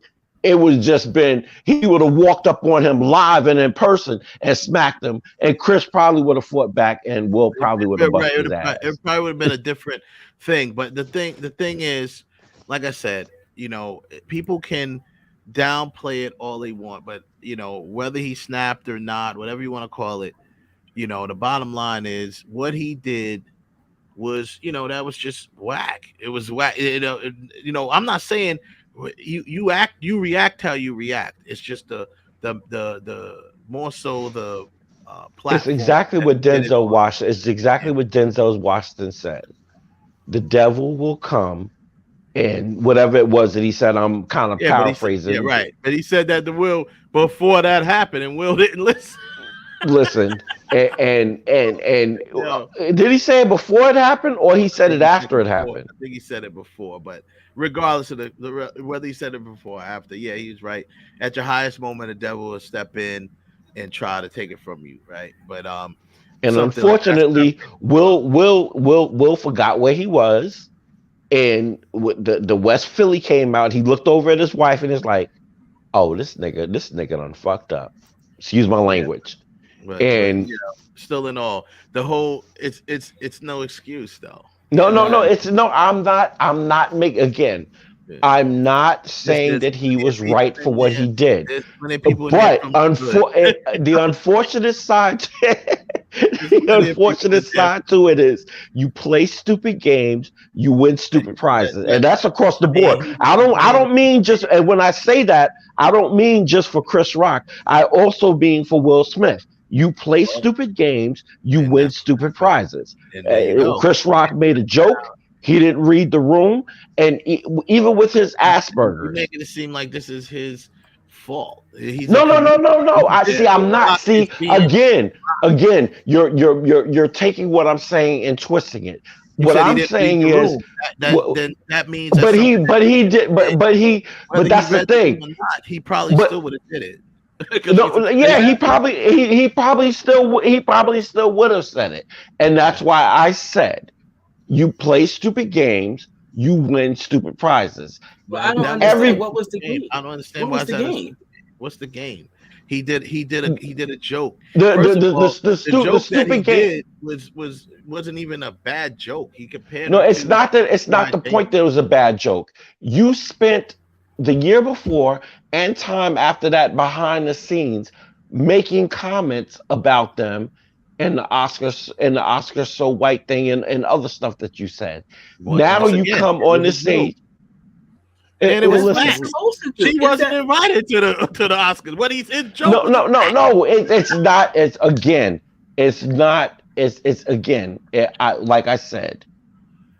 That's not. He made a unnecessary valid point because he didn't have to make fun of the movement of what they were doing. But regardless of whatever, Will was not right. Will was not right for what he did, and I still stand by what I said. And this is across the board. I don't understand when you said that. Why? He didn't read the room. This is why after he said the joke, he said, "Come on, that was a good joke." and he didn't realize what he did, and it's because of his Asperger's. The reason why he couldn't read the room of what he said. That's why he was like, "Come on, it was a good joke," but he didn't realize what other people in the audience realized and understood about from her Red Table Talks and all the other stuff. Watch Red Table Talk. I don't watch it. I don't watch it. But there are people who watch it because I've watched some of their Red Table Talks. I can't stomach those things, so I'm just like, not for nothing. Here's my other point with this. And mostly, and be honest with you, most Red Table Talks, a lot of the Red Table Talks are with women. It's all concerning women and women's issues. So a lot of that, the only time that I actually watched was like when they did the health one, about the whole family getting a colonoscopy, and they found out.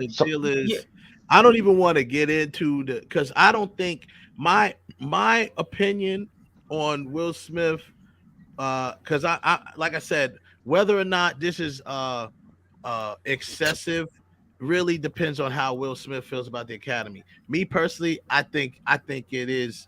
I think it's just. I think he should have got banned or some sort of punishment because you know they're not going to take it back from him. And I don't think they should take it back from him. Don't take back the Oscar. Don't give him no. They're not going to do that. They're not going to do that. But that's because he still earned. It's going to stay in the record. It would be stupid to take it back from him because it's going to stay in the record books that he won it.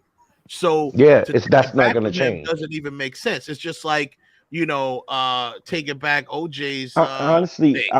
You know what I'm saying? But they didn't. He still had his stuff. It just got stolen and all that. But he still had all of his trophies. But that's why I said what I said earlier.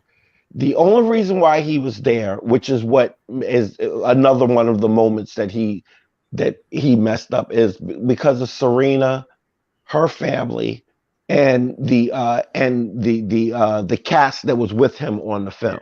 Yeah, what I'm saying. So outside of that, because I'm gonna be honest with you, if this was an award for anything else that didn't involve that, I don't even think they would have showed up for it. Wait, hold on a second. I don't even get that part because it's not like this is the first time Will Smith has ever been at the Oscars. I mean, beyond the fact of him being nominated, he has been there before. So why wouldn't he just come to the Oscars despite the fact because they didn't come they didn't come before. No. Jada wasn't invited. Will is always invited. There's a but that's the thing. He's not going to come without his wife. But that's his choice. That's his choice. The point of the joke is she wasn't invited. That was the point. Right. Of the joke. That's the point. That's the fact. That's his choice. No, it is a fact. But here's the point. The point, they stand together as husband and wife, and they were standing together in unison. Hold on a second. I'm gonna be honest with you with that one. No, they don't. You can't be honest with me with that one because I was married before, so I know what I would. I know if my wife says she's taking a stand with something and I agree with her, we're taking a stand on it. But it doesn't matter who came up with the fact. We're taking a stand. We are standing together on this. However, when you said that they stand together, there's no however. Since then, I've looked at some of this stuff from the Red Table Talk, right? This is the Red Table Talk is for Jada Pinkett to clear her mind of what's going on. No, actually, Ralph, it's not just about her because she's been doing the Red Table Talk for quite a while and have had a lot of guests on there. I believe from like Robin Roberts. I think she was on the episode. But my point is this. A lot of the stuff that goes on is her platform. It's not the Smith's platform. It's Jada Pinkett Smith's platform, right? Okay, so what? What does that have to do with anything? And from what I saw the other day, when she was filmed, they showed this video of her talking to her husband and saying like, "Don't be videotaping me without at least asking me." Or put me on camera. I don't know if Will Smith is comfortable even being on that show. But see, that's the thing. That video didn't have nothing to do with Red Table Talk, Ralph. No, It it was had nothing to do for with Red Table Talk, but she just was filming him before a taping of the Red Table Talk because she was saying that she had another guest coming back on the Red Table Talk. Okay, so that's that was her filming him behind the scenes, but it is connected to Red Table Talk because she was talking about a guest that she's had before that was like a psychologist or whatever, and she said, "Oh, haven't they helped them?" But the whole point of that video is the fact that Will Smith, who looked very distraught, was basically upset, looked very upset, saying, "I don't want you to film me without you Don't telling take me me without about to film my me." social media is everything. Right. He's like, social Right. media to me is my bread and butter. And, for you, basically, in layman's terms, stop making me look stupid. Stop trying to But see, here's the thing with that. Here's the thing with that. And this is something that he talked about. He actually addressed this. I think also in his book, I think he addressed it as well. But I remember him talking about this and now that I'm putting it all together, he realized that I put this machine. But this is one of the problems they were having with their relationship is the fact that he was so busy being the star, so busy trying to be the best, so busy trying to cover all of like he said, his social media. Around the time they took that video was exactly what he was talking about 2 or 3 years later. I don't want to talk about, I don't want to get on to, Jada and Red Table. I'm just really trying to stick to this particular topic. Then I'm gonna move on to my next one. But like I said, can move on. We can just move on to the next one because you know what? The bottom line is, what did the 5 fingers say to the face? Yeah, right. Right. But I think and in that case, so that's the case. Then what did Netflix say to Will Smith?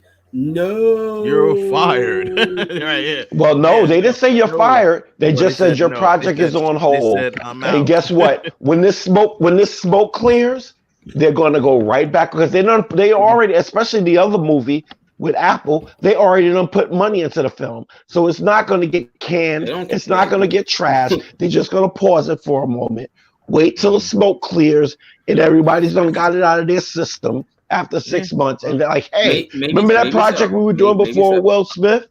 It's still gonna happen, and people then people are still gonna be in their feelings about the Oscars, and they're gonna downplay it and be like, "Oh, it sucks," and oh this, and oh that, and oh this, when it's really probably going to be a good film. People downplay stuff now anyway, but regardless of the fact, my final opinion on it is, I thought it was just completely whack. I thought it was tasteless. It was definitely tasteless. I thought it was a big smack in the face of the people that work hard, and everyone who works hard to be where a lot of people want to be and never will. Some may never will be, or whatever the case may be. I think it's a big smack in the face. It's something that could have been avoided. It's not something that it wasn't an act of God. It wasn't something that couldn't been avoided. It was something that you a funny dude. It wasn't an act of God. It wasn't an act of God. It's like that. It was something that could have. Wasn't that he was drunk? Right. Well, who knows? Oh my God. Nah, he wasn't drunk. But I'm sure he could have been drinking on the way. That whole thing could have been settled after the show was over with at the governor's ball. I do agree. And I don't like in his speech that he goes up and mentions, obviously has to mention Richard Williams because that's what he won for. But I mean, he kind of like entangled, and no pun intended, entangled all of that in with, almost like, and then protecting his family. And Richard Williams did not go up and smack nobody and protect his family. Richard Williams took ass whoopings for his family. Yeah. No. Actually, in that scene, Richard Williams, and I be honest with you, in that scene when he got his security gun, because he was licensed to carry. When he went back on the block, I think the story is telling it as to where somebody else shot that kid. Honestly, I think he did it. Yeah, but you can't say that. No. Listen, I can say it whether it's true or not. Are not the views and points of because we are not getting Richard Williams. We are not. Let's not forget, we're not getting Cardi B up in here. Remember this. We are not precedent. Right. But I prefaced it with I think, I believe. I'm not saying that it's true. I'm not saying that it's not true. You think. Okay, that's fine. I'm just saying from what I saw and what I put, and I'll put it like this: in my ghetto. Listen, in my ghetto niggerdom, I took that whole scene and put it all together, and I deduced, in my own opinion, that yeah, I know what you mean. But anyhow, we're not going there. We're not going there. We want this show there. It's bad enough we got all this cursing going on. We got to. Oh my God! We are not trying to get sued by Richard Williams or the Williams. So for the Richard Williams and they the got sisters, the money to the point being expressed is not that of Real Talk or Blog Talk or anybody radio.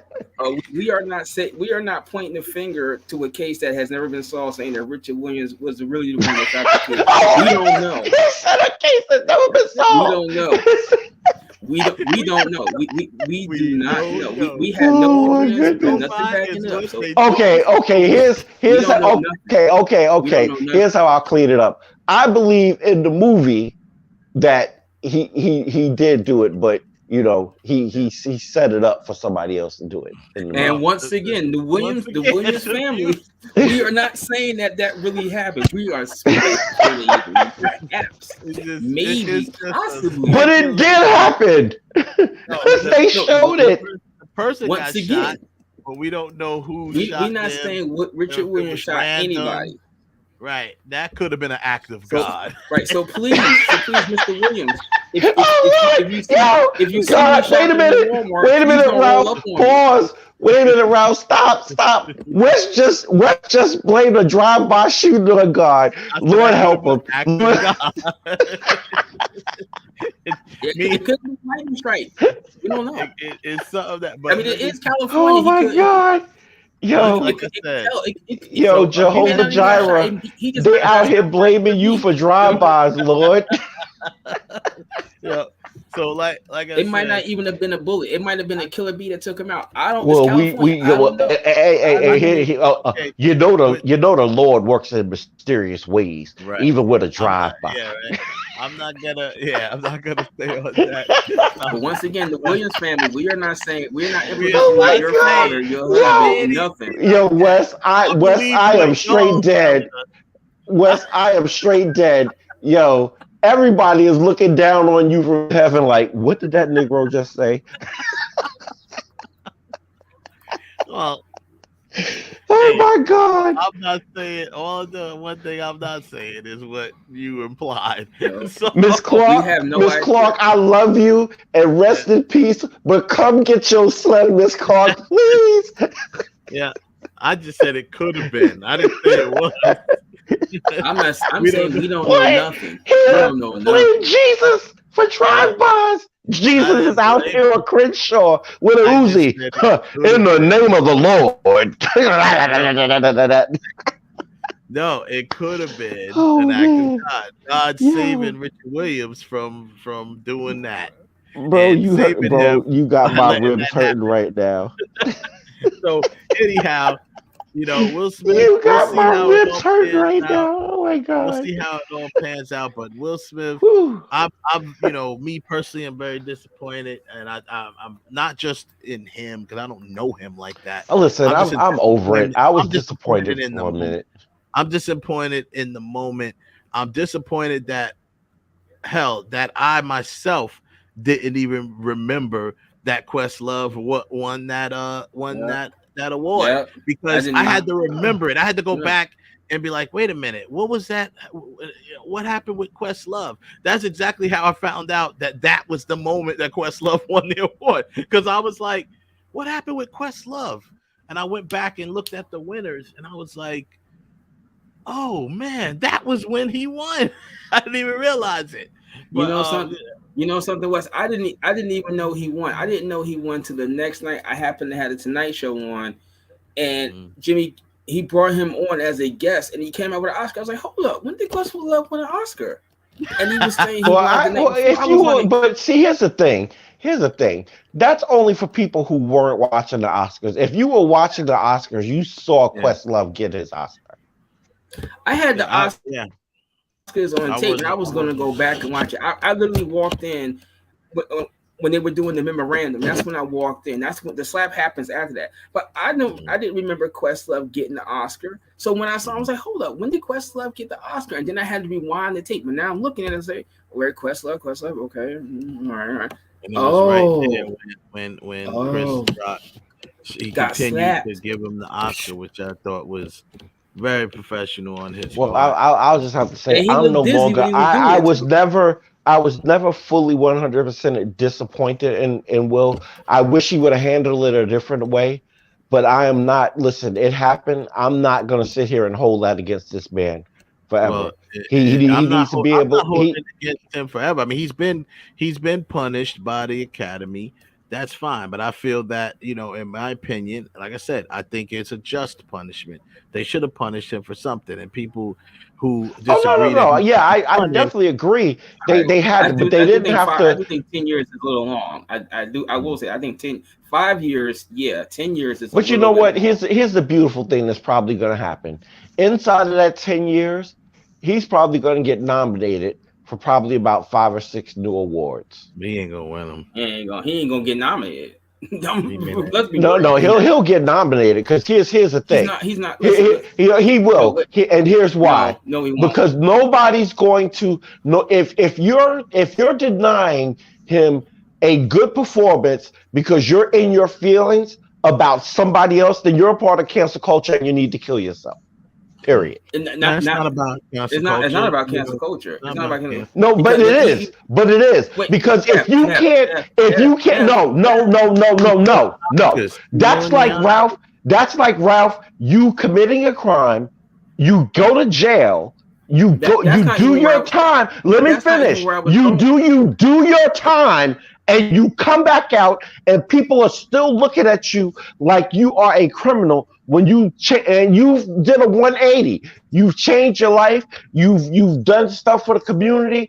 You're doing all of these fabulous things because you turned your life around.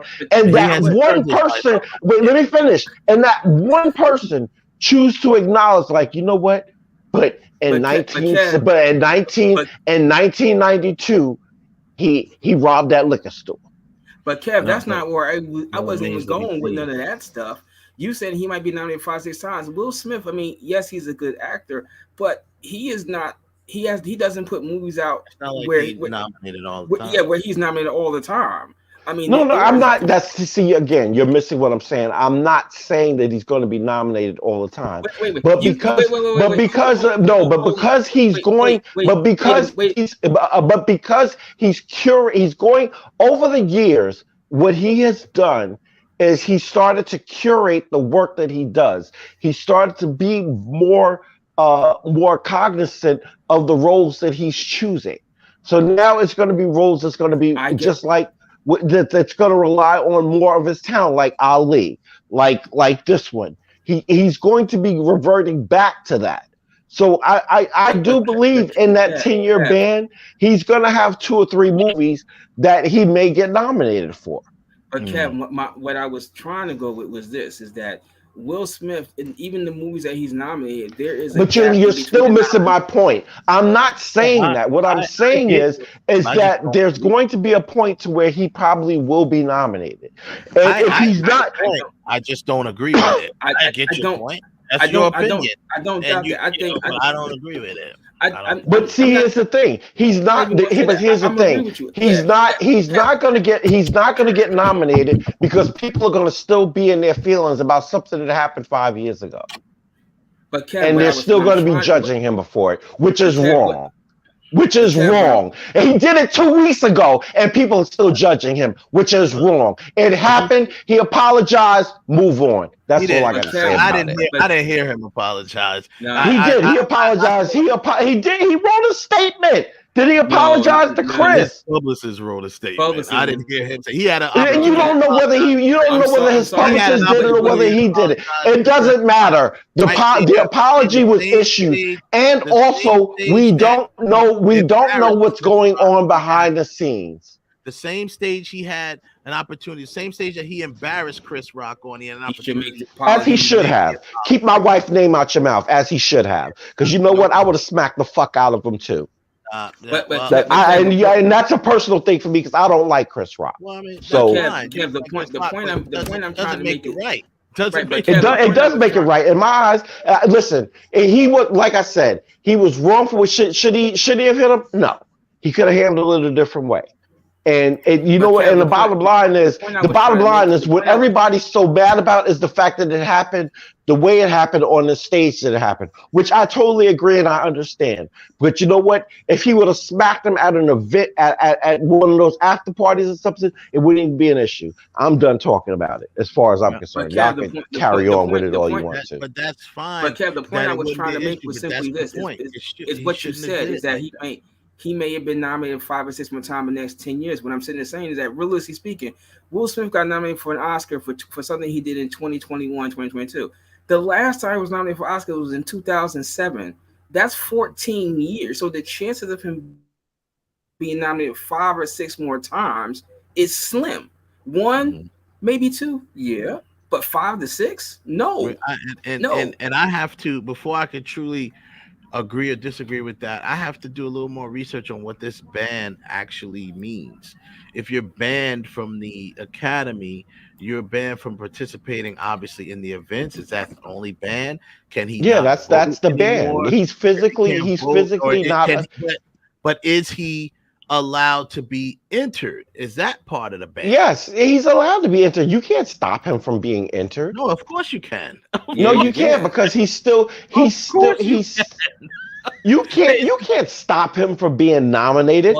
If 10 people, because you got to remember, it's not the Academy doesn't do the nominations, the people do. No.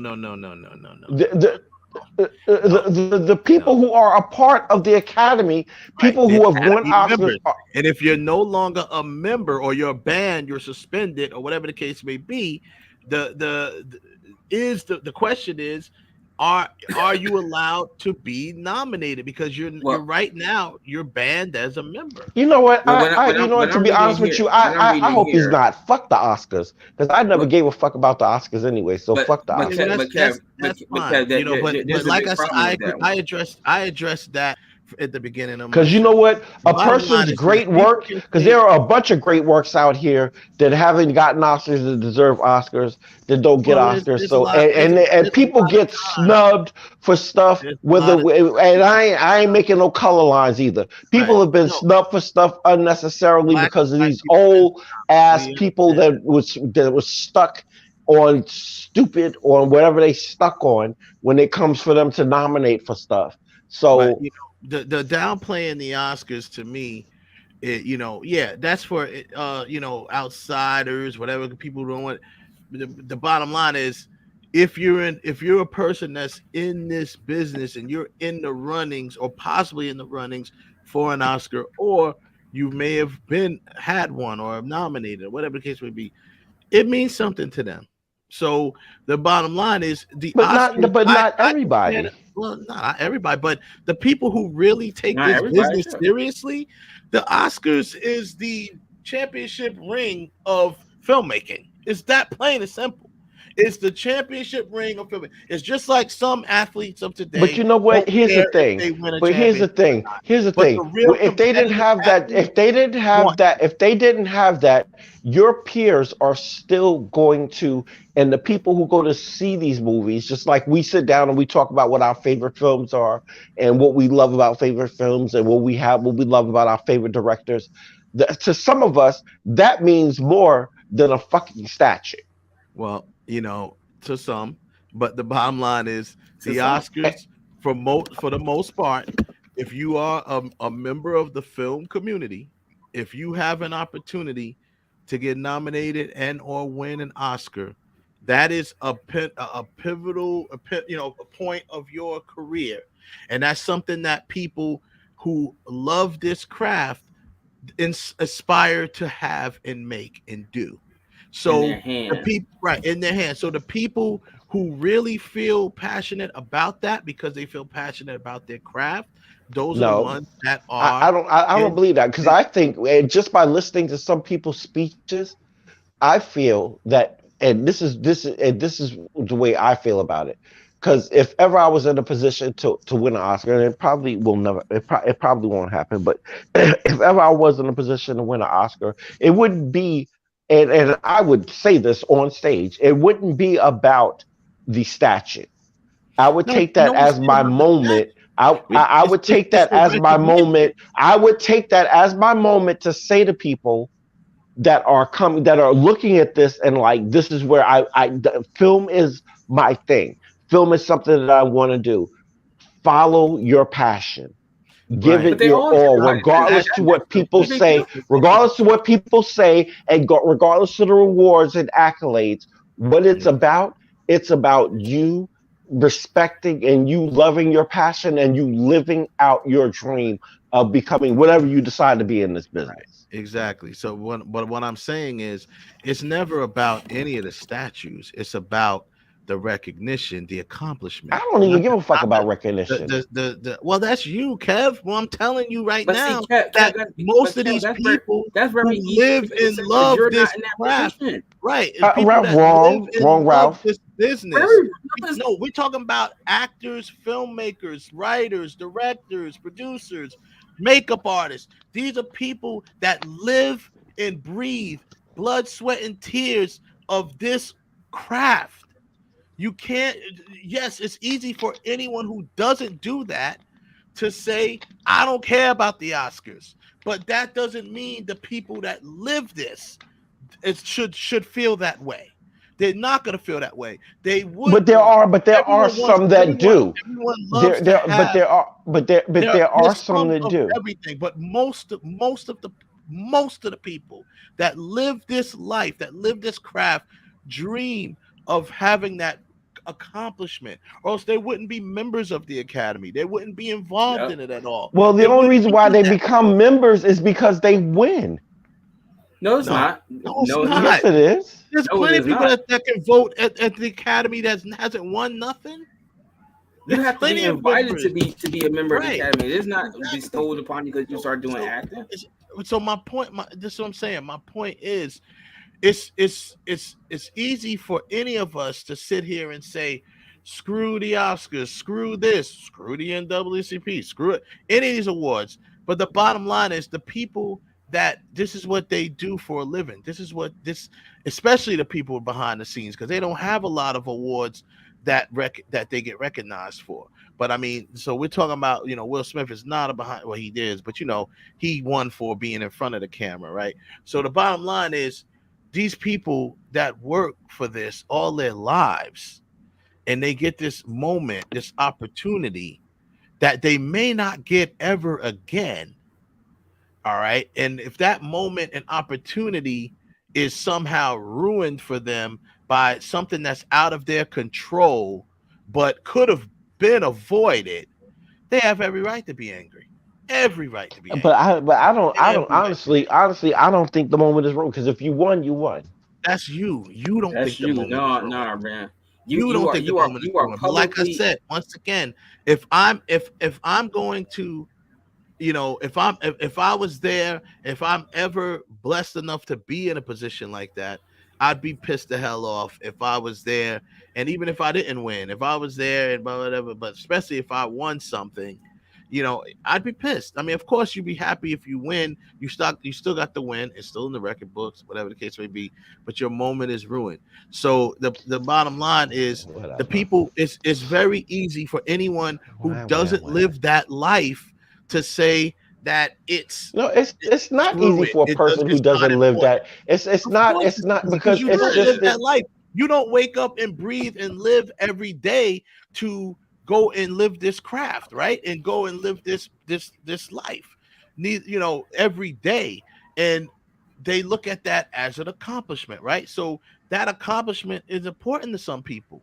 It's important to a lot of people, else there wouldn't be an academy. It wouldn't be as prominent as it is if it wasn't important to the people of that community. Remember, that community is its own little community, the acting community, the all of those, filmmaking community. Small as it is its own little community. And it's that, actually and that is as small as it is its own community. And that right there is the equivalent. If you take a sports community, it's the equivalent of a championship ring. Some people don't care if they get it. Some people do. Most of them do. Most athletes want that ring. They want that ring. They want the ring. Yeah, they got the money. They can support their families. They got a big brand. They're known. They're rich and famous. But the real competitive people that live sports as their passion, Charles Barkley, Patrick Ewing, Karl Malone, all greats that never won a ring. It's sick to their stomach right now because they never won a ring. But they never got one. So it's the same thing. I make it equivalent because it is that championship ring. It helps. It doesn't define your career. It helps you define, especially it's an accomplishment that is rare. For as much as many of them as we've had, it's still a rare accomplishment because there's been so many people that's done it. Some people didn't. Yeah, there's been snubs. There's been this. There's been that. But the bottom line is, it's unfair to say that it's unfair to look at it from the eyes of a person that doesn't live that life. Is because people look at that's with anything, any accomplishment. You could take the adult industry. People could say F the AVN Awards, but guess what? Adult actors do their business, and it's an accomplishment. It's a recognition. Yeah, a lot of people may not care about it, but they do. So some of them don't. Some of them don't. It's a lot of them do. Most of them do. So that's my point. So most of them want that award. They want, whether it's the AVN or X, they want the award. Like we sit here, we look at a football player that's the third stringer. That's the third stringer to the team, but he got a Super Bowl ring. I'm not going to sit there and say, well, it don't matter, because you're like, no, wait a minute. But the ring is my legacy. It ain't how many. The ring is the legacy. That's what makes me immortal. Because the ring is not your legacy. The legacy is what you. It's a part of your. It's a part of your legacy. But your legacy is the work that you did up until that point. The only thing that ring is just recognition of, hey, you put in the work, you put in the time as a team member. You put in your part to get what you. I agree with you to a degree. Yes, the legacy part of. Well, and let me change that, because that all depends on what championships. How are champions really defined? By the rings. If Tom Brady didn't win all the rings that he won, would he be in the consideration of being one of the greatest, if not the greatest quarterback ever? Yes, he's still. Because guess what? Dan Marino, his stats, his numbers. We're forgetting about the stats and numbers. His stats and numbers are what would make him still great. Even if he lost every Super Bowl, his numbers would still make him the quarterback that he is.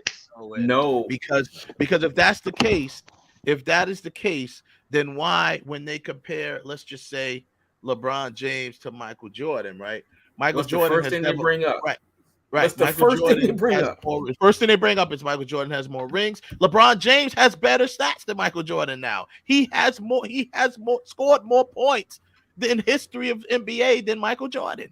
So, but when you compare them, they're gonna say Michael Jordan got 6 rings and he's never lost in the finals.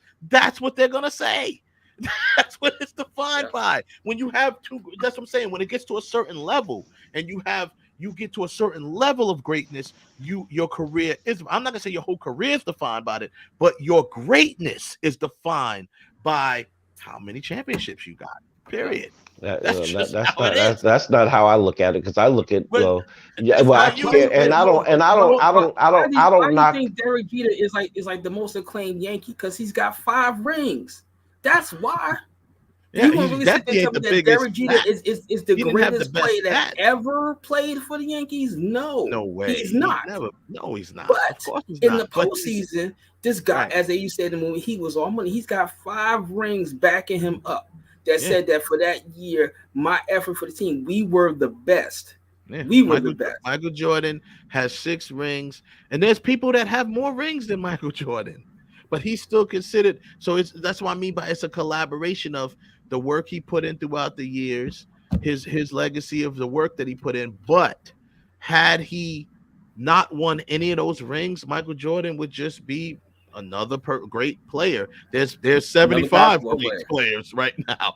There's 75 of the greatest players in the NBA, but Michael Jordan is considered the greatest by most people, by a lot of people, in a lot of people's eyes. I mean, hell, a lot of people might say, "Whoa, Bill Russell has more rings than Michael Jordan. He got 11 rings, right?" So that's where it comes in. But yeah, Michael Jordan put in this amount of work though over Bill Russell. So you add that with the rings. That's why they call Michael Jordan or whatever. Some people may say he's the greatest. People look at LeBron James and say, well, LeBron James more than likely is going to probably pass Kareem Abdul-Jabbar probably next year. And he's going to be he scored the most points in the history of the NBA. But yet they still, because he has 4 rings and Michael Jordan has 6, they're still going to consider Michael Jordan better than him, and he has the most points. Well, they're going to do that regardless when it comes to Jordan. Even if LeBron James could win 12 rings, and it's never going to matter. Well, Jordan it would matter. It would matter if LeBron James was 12 and 0. If he was 12 and 0. Then yeah, it would matter. I think but right now, I even think 4 and 7 in rings. Right. I even think if LeBron James tied Michael Jordan in rings, it'd be less of an argument. They still would say, well, Michael Jordan's never lost in the finals. But if he tied him in rings, if he ended up with 6 and he's already passed him in points, and and there's other stats that he's passed him in, then it's less of an argument. But the bottom line is it all comes down to, when you're judging greatness, the rings. Why do you think we know that Meryl Streep is a great actress, but one of the reasons why she's always considered such a great actress is because of her accomplishments, her rings, so to speak. What the hell is that? What? You don't hear that music playing? Nope, I don't hear any music. You didn't hear that music just playing? I did There not. was some sort of commercial just played on the air. I didn't hear any music too. Oh, you know what, Ralph? Do you have your you have your TV YouTube running? No. Oh, I have YouTube running on my computer, but it's on mute. Oh, I don't know what that is then, bro. I didn't hear anything. I didn't hear nothing. I just heard a commercial for I think Tang. Like, what the hell? For what? Tang. For Tang. That, and you know what? We are a movie show. We are a movie show. We do not talk about gross, nasty, over the counter products. No. Listen. This version of Tang is not the version of Tang we grew up on. They're constantly changing stuff. Yeah, they constantly changing stuff, just like freaking Twinkies. Oh my God. Don't even talk. Bro, I bought a Twinkie one day. I got all the way up to the office and bit into it. I was like, you know how you go buy, like you crave Chinese food, or you crave a certain thing and you get it and you get home and you are comfortable and you are ready to eat and you start eating and you be like, what did they do to my food? Yeah, well, I mean, same thing with Twinkies. But all right, so we'll move on to the next topic.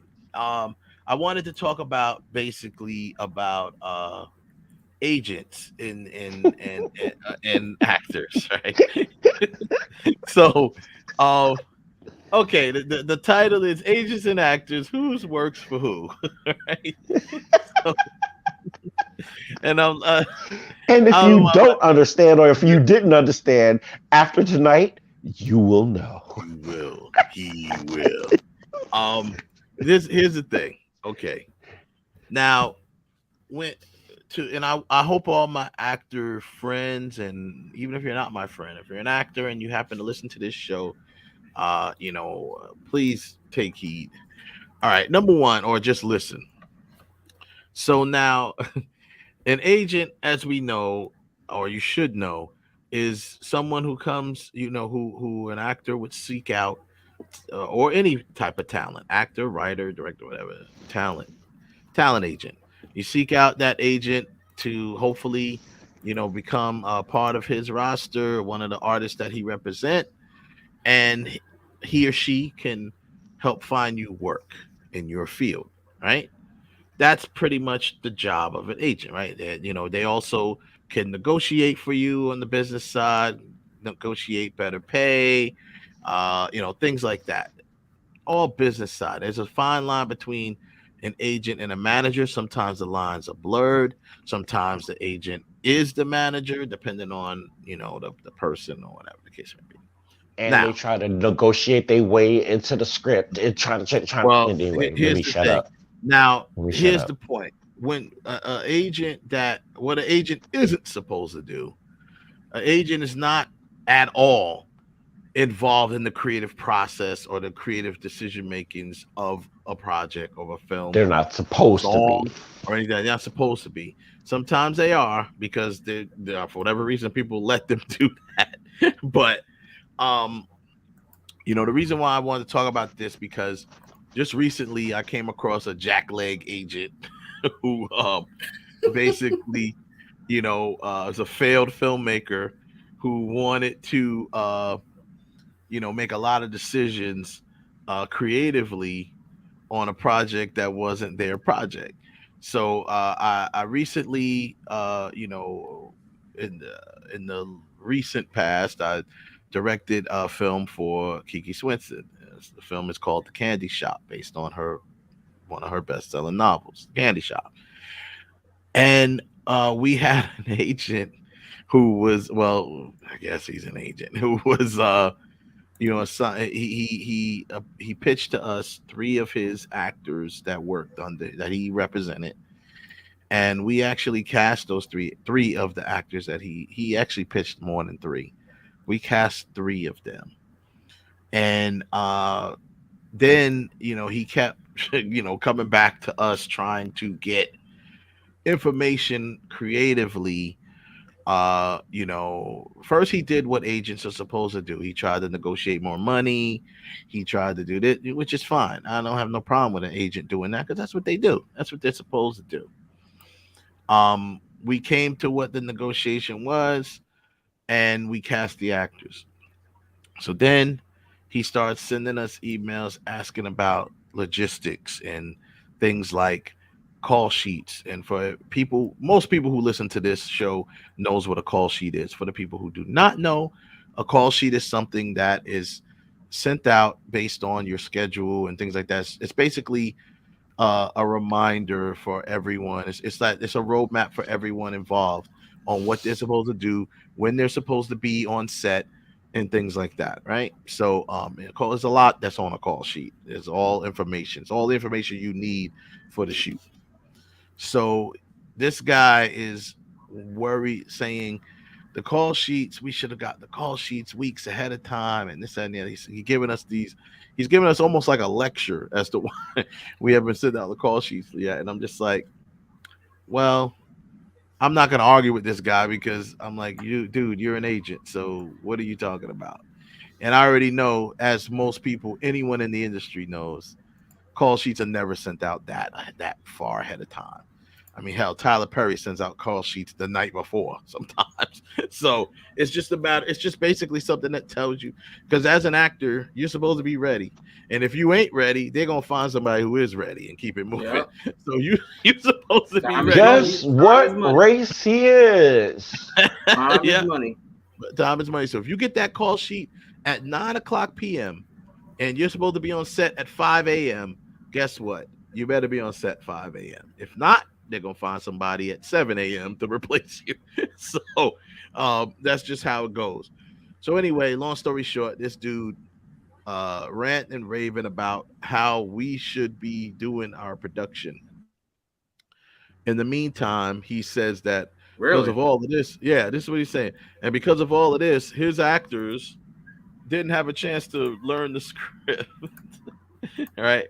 So long story short, this dude, after we cast his actors, sent them contracts and so forth, they never signed them, and he pulled his actors out of the project at the last minute, thinking that he was going to cripple our film.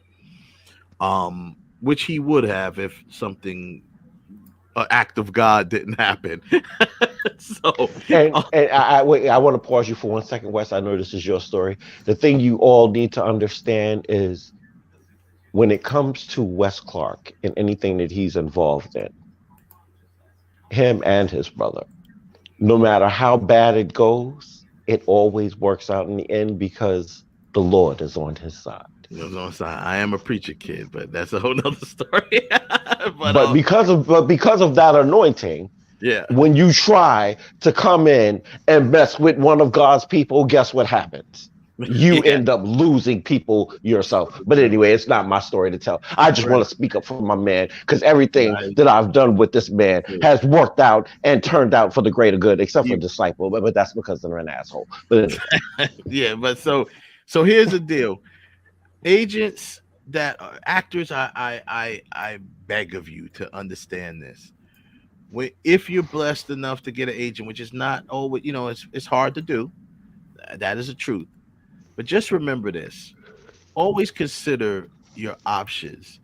Agents are put in place to help you make better decisions for your career and things of that nature. That is true. However, the agent works for you. You do not work for the agent. Say that again. The agent, they did not hear you in the top seats. Right. The agent works for you. You do not work for the agent. Guess what? The agent only gets paid if you get paid. They take a percentage of your money. So you pay them. So guess what? You can fire them if you want to, which actually ended up happening on this project, because the third act, one of the three actresses decided that she doesn't want to work with this guy no more, because he was, number one, giving out false information and giving false information to his other actors and other people, saying that we were not a professional production because we didn't send out call sheets a week ahead of time, which anyone in this business knows that doesn't happen very rarely. It's like almost on a day shoot by day. It's on a day shoot by day shoot basis. You may in the beginning get a summary of what's going to happen. But in most instances, that summary is not going to stick to the script because things change. Every time I send something out, I say it's subject to change. Because like you just said, Kev, weather could be a factor. If we're shooting outside, and even if you look ahead, you can look ahead 10 days and see that it's supposed to be sunny, but that might change by the time you get to that day. It might be rainy. And so then things have to change. So now instead of us shooting this particular scene, now we got to move inside and shoot another scene. And we'll shoot an interior scene. Right. We can't. So things change. So that right there was a red flag showing me that he doesn't know what he's talking about. And the fact, and this is why also I want to add, actors, you should always be on the ready, know your lines, know what you're supposed to do on set, because you never know when your time period may get pushed up. So make sure if you're called to be on set for a project, clear your calendar. Because unless you already scheduled things that are going to necessarily make conflict, whatever the case may be. But for the most part, if you know you're working on a particular film, you clear your schedule because you don't know what's going to happen. Right. I tell inside people of that time period. I tell people all the time, this is a red flag for me as a producer and a director. If I tend to cast a person to a film project and their next question to me is, how long do I have to be there? That's a red flag for me, because you should clear your day. You should clear your day when it comes to a production. And if you can't, I understand, but then this production isn't for you. Actually, filmmaking isn't for you, because the bottom line is, and that's no knock on people, because, you know, I know actors, they got to have regular gigs sometimes just to pay the bills, blah, blah, blah. But the thing is this, you should also, that's why most actors get gigs that they can have flexibility with their schedule, because exactly if you're going to be on a film shoot, you may be sitting there all damn day, and you may not get filmed at all. And if you do get filmed, it might be later. They'll tell you to show up at 8 in the morning, and you may not even roll camera to 8 at night. Exactly. Not that long, but let's just say they keep it for 8 hours. But it can happen. It can happen. But they roll you. But as long as you on set and you're getting paid for that day, you just gotta wait until it's time. Listen, and you make yourself available. The other reason why you clear your calendar for the entirety of the shoot, or at least for a good portion of the shoot, is because you may get called back for reshoots.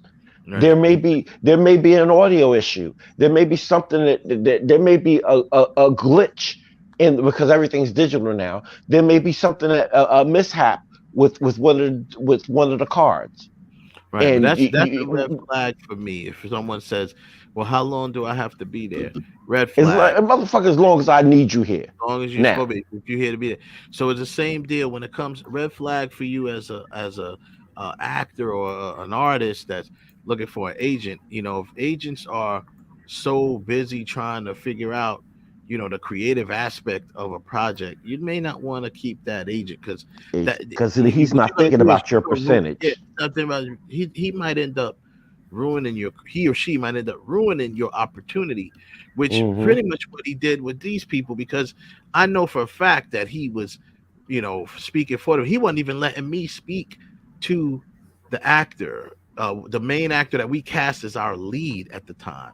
And I'm like, dude, once the business, I got on the phone with him. I said, once your business is done, that's it. I need to talk to the actor directly. And he's supposed to be able to talk to you, because there are legit, not just logistics of what's going to go on with the film, but also the fact there are director notes. There are script notes. There are things that that you need to be aware of before you come on set, that the director is going to be looking for you to do as an actor.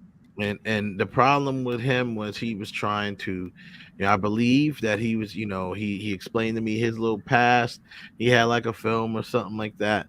He's pretty much kind of like a failed filmmaker who's trying to do agent. He's an agent, you know, he's represent some people, but then he's over there trying to filmmake on the sidelines.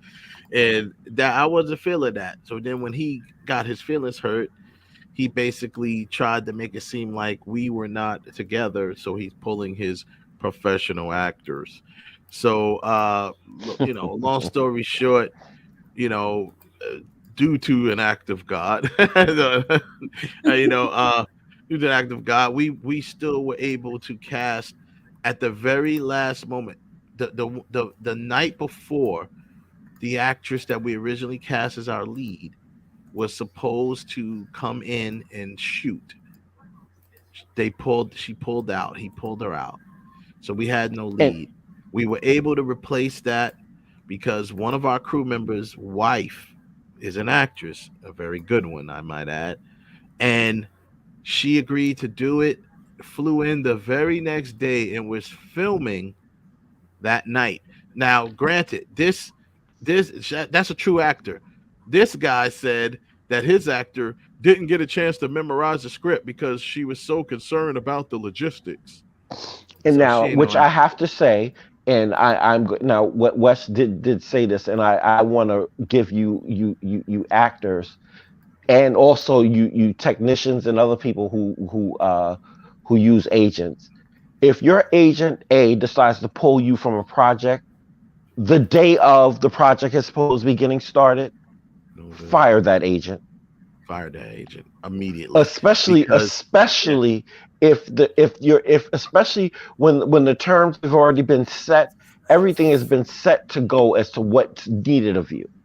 At that point, like we said before, Wes should have been in contact. There's no more. There's no longer a need to discuss anything with an agent once the actor is on board. Once the actor is on board, the only person the actor needs to speak to at that point is the director, a script supervisor, or anyone who has anything to do between the directors or one of the and a DP. Yeah. One of the producers, one of the directors, and one of the producers. Not even per se the DP, because the DP kind of. Oh, that's true too. That's true too. He really just he or she really just kind of is working directly with the director, with the camera. Yeah. One of the director's crew, whether it's the first assistant director or second assistant director, or one of the producers, production coordinators, one of those. Those are people you end up speaking with, in between, but. Creatively, it's the director's job to work with the actors, right? So, yeah, I agree with you. If the agent's gonna put in, and what is his reason, he or she's reason for pulling them? Oh, they didn't send a call sheet. What? So you lost out on a paying gig. You lost on a paying gig. This actor lost out on a paying gig, a 10, whatever, a 10-day shoot, 8-day shoot. At whatever, 100, whatever, a few $100 a day that they get, whether it's 500, whatever it is, doesn't matter. Depending on what it is, it don't matter. That's a part of your rent money. That's money for you to get food in your. That's ramen noodle money. And you're a lead in a film that is going to be distributed. It's going to be on, a major, one of the bigger platforms. Well, upcoming platform, but still, it's distributed. You're a lead. You're going to be seen. Tubi itself has 40 million active users a month. Just Tubi. So it's 40 million active users per month is what Tubi is averaging. So that's a lot of people seeing you. And for your agent to say, "Oh, because we didn't get the call sheets well in advance." Maybe if you would have stepped to the side after you secured, because the job of your agent, unless there's some other contractual stuff that you've worked out with your agent, the initial job of your agent is to get you work. Get you to work. He point blank, plain and simple. Get you to work. Get you, and they have negotiated. They try to negotiate your pay. Because obviously they won't get you the most as possible, because then that means that raises up how much money they get. How much money they get. So the bottom line is, I say the whole, to bring this whole, put a bow around this whole thing is, it's good to get an agent, but be careful. Actors, be careful who you take on as your agent, and understand that although you should be able to trust your agent to get you, help advise you to do certain decisions involving your career. But guess what? You ultimately make the decisions. You make the decisions. And that goes for managers too. Managers are my God. Let's not talk about them. Managers are listen. I'm saying is listen. No, I'm just being the truth. A manager can be very valuable. However, at the end of the day, managers, just like agents, they work for you, and they want, that's why most people get managers that might be, close to them or whatever the case may be, because they're supposed to be managing. Right. They're not supposed to be. They manage the business, right? But at the end of the day, you still make your decision. At the end of the day, and you look at your paperwork. I will never tell anyone to go against their manager. I'm just saying, at the end of the day, you make the decision. And if it's something that you want to do, or you think that will better your career, then you need to talk it out with your manager, and you may have to overrule the manager and say, no, I really want to do this. The manager may not want you to do that, but they'll be like, okay, at the end of the day, it's your life, it's your career. And right. I want to add something to what Wes is saying. I want to add two things actually to what Wes is saying. Number one, regardless to whoever is managing or agent that you have for your career, or your lawyer, or your accountant. You are in charge of your career. This is your career. You look over every aspect. You make sure every T is dotted. Right. That's how people get screwed over by managers. And that's even, I don't care if the manager's family or whatever. That's how people get screwed over by managers, because you should be more involved in your career. Your manager is there to help navigate it, help you talk it out and make good decisions and things like that. Help keep the bad crap away from you. Help ward off, situations that you shouldn't be in. I understand all of that. They all serve a great purpose. But they also will block you from getting stuff that you could have been in, because there are instances, and Wes, you could talk about this more than I can. There are instances where there have been scripts presented to agents and to managers, and they've never even reached the hands of the talent. Yeah, of course. For them to even make a decision on, they just automatically decided for you. No, that's not his thing. Right. They decided for you because they may feel like they're not making enough money for it. Because that's what it is. There's a business decision, right? They're not making enough money on this, so we're not even gonna give this script to that person, because they may know that person who is most creatives, people who are creatives that have the passion for creating. If something catches their eye that they feel is something that they really want to do, they're not going to care as much about the money. They're going to the money's part of it, right? But they're going to be like, I really want to do this. Just like if you can get your script in the hands of, anybody, let's just say an accomplished actor, whether it's Leonardo DiCaprio. Let's use Samuel L. Jackson as an example. Yeah. Samuel L. Jackson, in the beginning of his career, was everywhere in everything. Snakes on a plane, Ease by You. He was this dude. You couldn't turn a corner without seeing Samuel L. Jackson. Just like Seth MacFarlane said in Ted. He's like, you don't know who Samuel Jackson is? Have you ever seen any movie ever? He's the black guy. Exactly.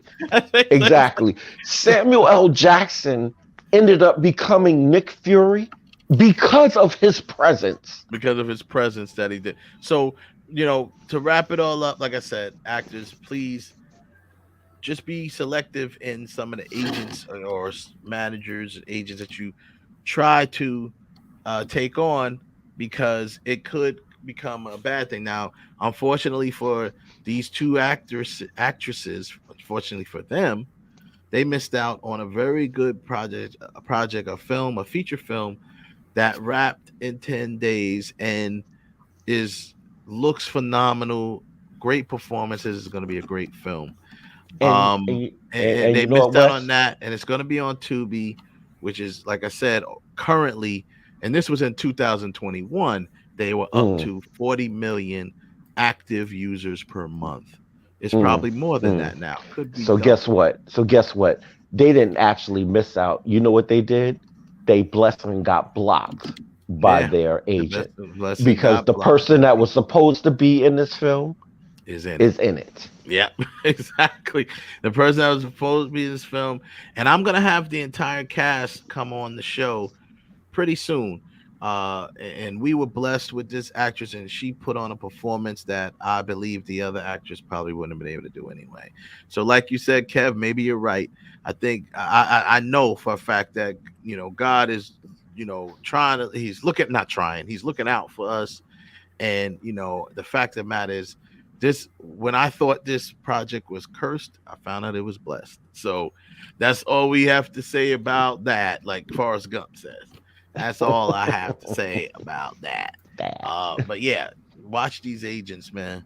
Especially these jackleg agents that think that jackleg agents that act like they doing more. Oh, this person has been in this film, and I was like, look, I got him on the phone. He got so in his feelings because I was like, bruh, I don't know who you talking to. Like basically, like you ain't saying nothing slick to a can of oil, my dude. You know what I'm saying? So, like, it's this ain't my first rodeo, but some people. And the beautiful part about it is, the more you grow, the more types of opposition that you get, and you just learn how to navigate it. And you navigate it perfectly. And what I need to add to this is something that Wes does every time when he's in a situation and the situation goes left.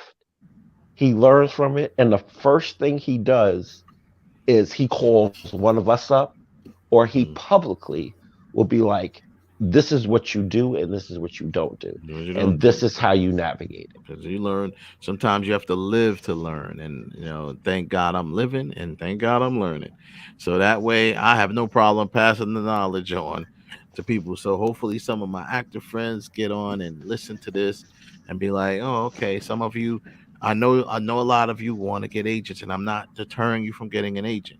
All I'm saying is remember who works for who. That's all I'm saying to you. Remember who works for who. And it doesn't matter how reputable this agent come to you and say, I got Tom Cruise, Oprah Winfrey, blah, blah, blah, blah, blah, blah, blah. Guess what? The bottom line is, regardless of whatever kind of projects they can put you on, they work for you. They work for you. It's just like a lawyer. A lawyer is there to advise you, but who pays the lawyer's salary? You. So and ultimately, guess what a lawyer is going to do? A good lawyer is going to advise you to the best of his ability. A real lawyer is going to be like, is that really what you want to do? Okay. He's going, because you know what? He got his money, and his job is to advise. And if you choose not to listen and to do otherwise, then it's on you.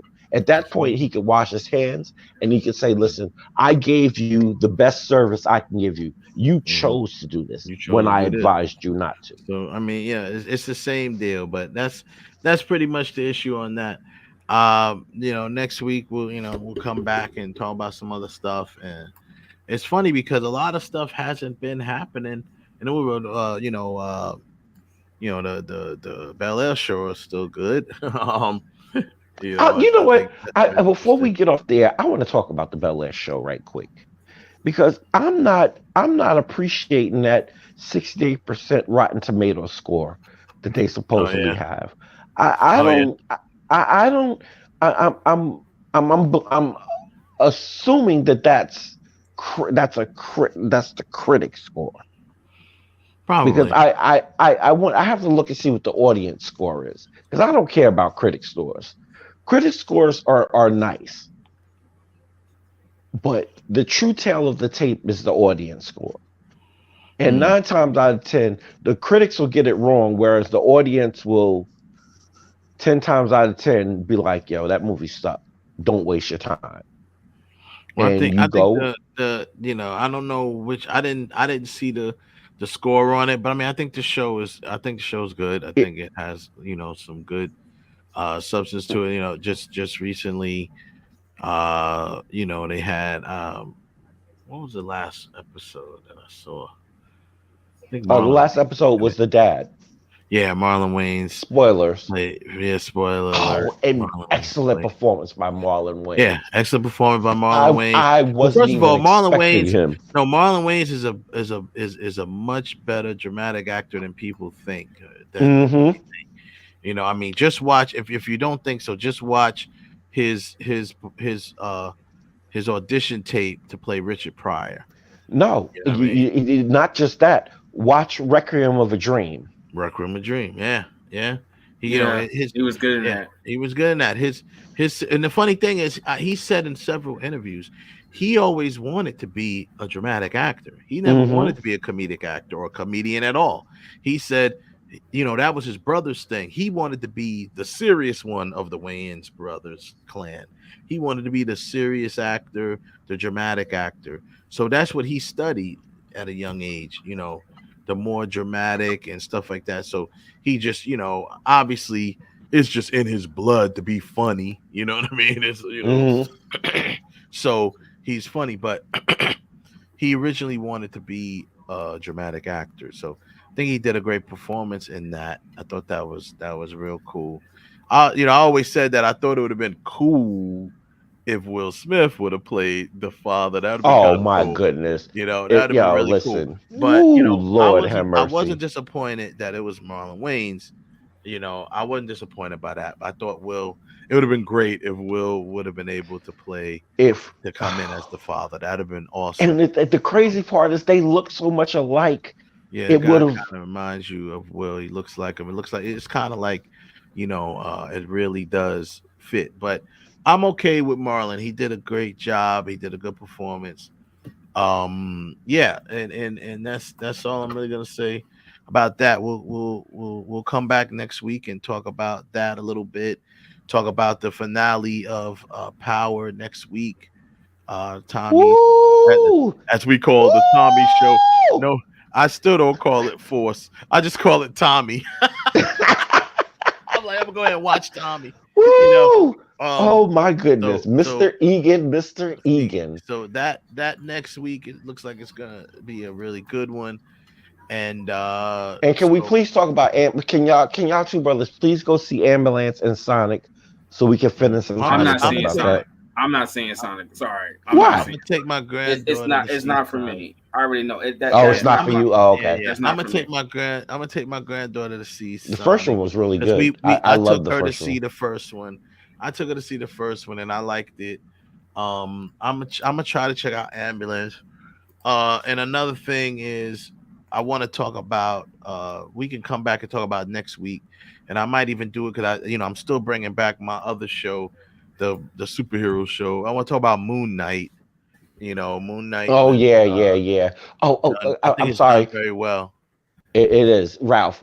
Okay, since you don't want to see Sonic, can you go see Everything Everywhere All at Once, whatever that damn movie is? I do want to see. I don't think it's. This might be the last week. This might be the last week it's in theaters, so we need to check that out and talk about that. I don't think it's playing anywhere near me, but if it is, I do want to see it. It's almost out already. How long it's been out though? They did a early release 2 weeks ago. This week this week was the main release, but I'm already seeing it disappearing from the lineup from theaters, specifically here on Long Island. And the city is probably a different thing. It's going to because you got the Fantastic Beasts this week, and then a couple weeks you got Doctor Strange. Right. You got something coming out the following week. So yeah, it's gonna.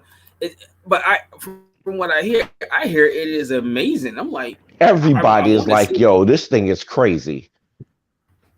Like, yeah, Everything and Everywhere All at Once. Yeah, I'm going to definitely check that out for sure. And it's Michelle Yeoh, so how can it go bad? It looks really good. I'm definitely gonna check that out.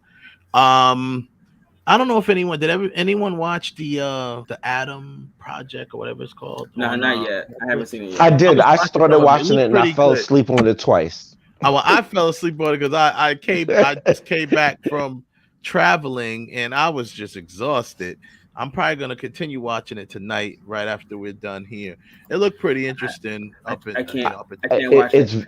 I got something else. It's very quick. It's very quick pace. It starts off really well, and they get right to the point.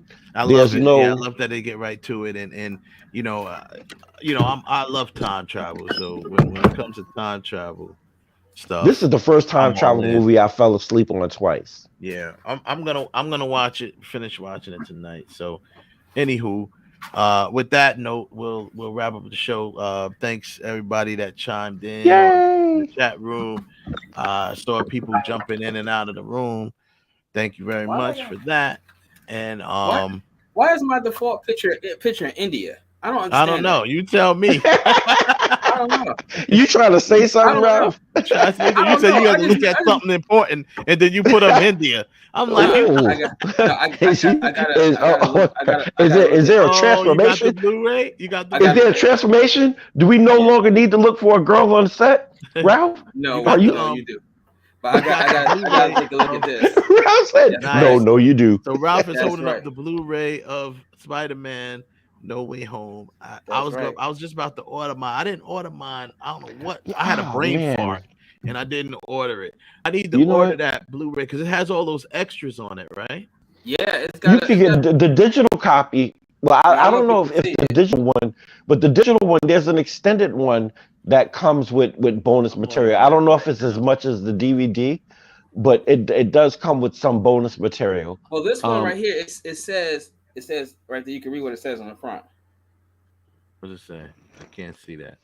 80 minutes of bonus content. Oh, nice. Yeah, I'm about to order that right now, my brother. I think I'm going. I think I'm gonna have to get me a PlayStation and start buying Blu-rays, and because I got so comfortable buying digital copies of stuff that I haven't even been buying DVDs over the last year and a half. You can get it for like 50. Now that you can get a Blu-ray player for like $50, you just get a Blu-ray player. Don't get a PlayStation. That's like $300-$400. Yeah, Blu-ray player. No. I need a PlayStation because I got a bunch of games that I like to play, and I want to play them. So are they PS3 games? You can play them on PS3 or PS4. You can play them on PS3. If it is a PS3, you can still play them on PS3. You can still play them on the PS3. Because every time they go up a level, they can play the ones under them. And if you PS4 games, you just can't go up. You can't obviously play a PS5 game on a PS4. But you can do vice versa. You can go back. You just can't go up. But the other thing that's great that I like about that I will give them credit for is that you can they do make these games a lot because now everything can be compacted and compressed and whatever. So if you do got older games and you feel like you want to get, you can always go for $19.99 or for $10, go buy the same game but just a digital copy of it. So, all right. Well, on that note, people, we're gonna end the show. I thank everybody for showing up and chiming in, and everybody. It cracks me up as they leave comments when I post this in the group. They all leave comments on the post, but none of them come in and put comments in the chat room. I'm like, what's the point? I'm like, come in and drop a comment in the chat room if you want to say something. Say something. You say all the comments. Going in, hadn't even heard my take on it. They just complaining about attacking me. Oh well, he shouldn't have his reward taken. I never said it should be taken. I just said, my question was, it was brought up by actually Harry Lennox had did a article, and it was his opinion, and I respect his opinion.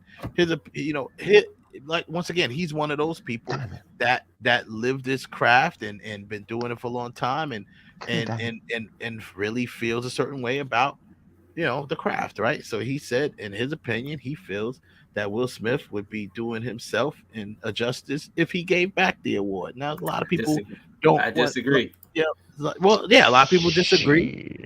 I wish he would. I'd go find him and I'd smack the crap out of him myself if he did that. I wouldn't smack him out of it because he still gets the recognition for winning it. No. You're just trying to make these crack. No, it's not even that. I don't even think it's that. Not in my opinion. But I respect what Harry Lennox was talking about, and everyone want to try now. All of a sudden, now out of nowhere, now everyone want to try to call him a coon and all this other stuff just because he said that. Maybe he just loves the craft, and that's his opinion. So the bottom line is, if you're gonna say, if he loves the craft, if he loves, you know what? I can't speak on it because I haven't read his article. I'm gonna wait. I'm gonna pass judgment on saying anything until I read it. Just read the article. Like I said, I mean, I didn't agree with a lot of the stuff he said, but at the same time, I respect it. It's his opinion. So I don't know. No, he should not. He should not give that award back on those. It's not. I was telling someone, it's not like he pulled the Milli Vanilli or something like that, where he didn't do the work, because that's what the award for. The award is for the work. It's like actually Will wasn't acting. Right, it wasn't Will acting. It was a hologram. So no, he don't. No, he did the work. He did the work. Yeah. He earned rightfully. This incident that happened takes nothing away from what he did in the movie. Nothing. No, You know? it has nothing And to like do I with the said, movie at all. if you Or the are going to performance. right, if you were going to start talking about yanking people's Oscars, then yeah, you damn well better take away Weinstein's and Woody Allen's. Well, no, it's not about yanking. And They were Polanski's never, and Spacey's. they were never going to take it from him. That Well, was never been brought up. Let's but- not get it twisted. People get it mistaken, thinking that they never ever brought up. No one ever brought up from an Academy side of things taking Will Smith's award. They never brought Nope, that. it was never even in question. There was As a never- matter of Agreed. fact, Whoopi Goldberg sits on the board, and she was adamant, like They're that not ain't taking- happening. But no, and like I you said, agree. because I agree with you. If they were to do that, then of course they'd have to take all these other people that shamed themselves along with the Oscar Academy. And stuff like that. more importantly, that out of all those 4 people I just named, the one person whose Oscar they definitely take away is Polanski's, because Polanski Listen. was convicted, and all that He's stuff convicted, happened, yeah. and then Listen, he still the French And he still won. he government. still won afterwards. He still won He after the still fact. won That's after why the fact. That should have never happened. That just shows And- you how messed up the system is. But he should have never won. And and the crazy thing is, he's in an extradition country. He's in France, and France chooses not to extradite him. Yeah.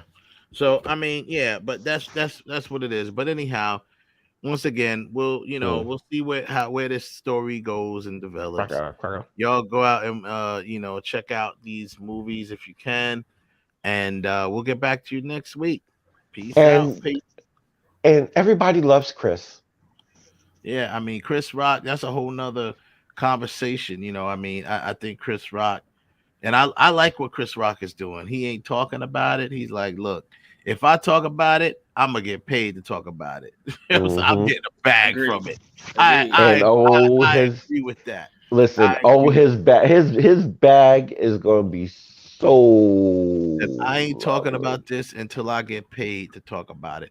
And Let me tell you something. That's the only thing you really have left, to be honest with you, because of what happened. Yes, people want to. No, you ain't getting this information for free. I ain't giving you my opinion for free.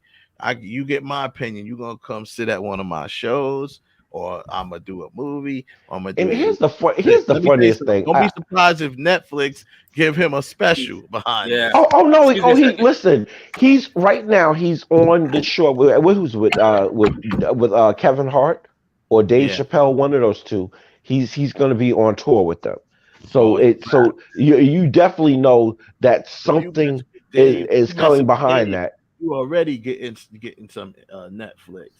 Dave is the Netflix king right now of comedy. So, all right, that's it. We're out of here. We're not gonna keep on no more. Peace, thank you, love, and all that good stuff.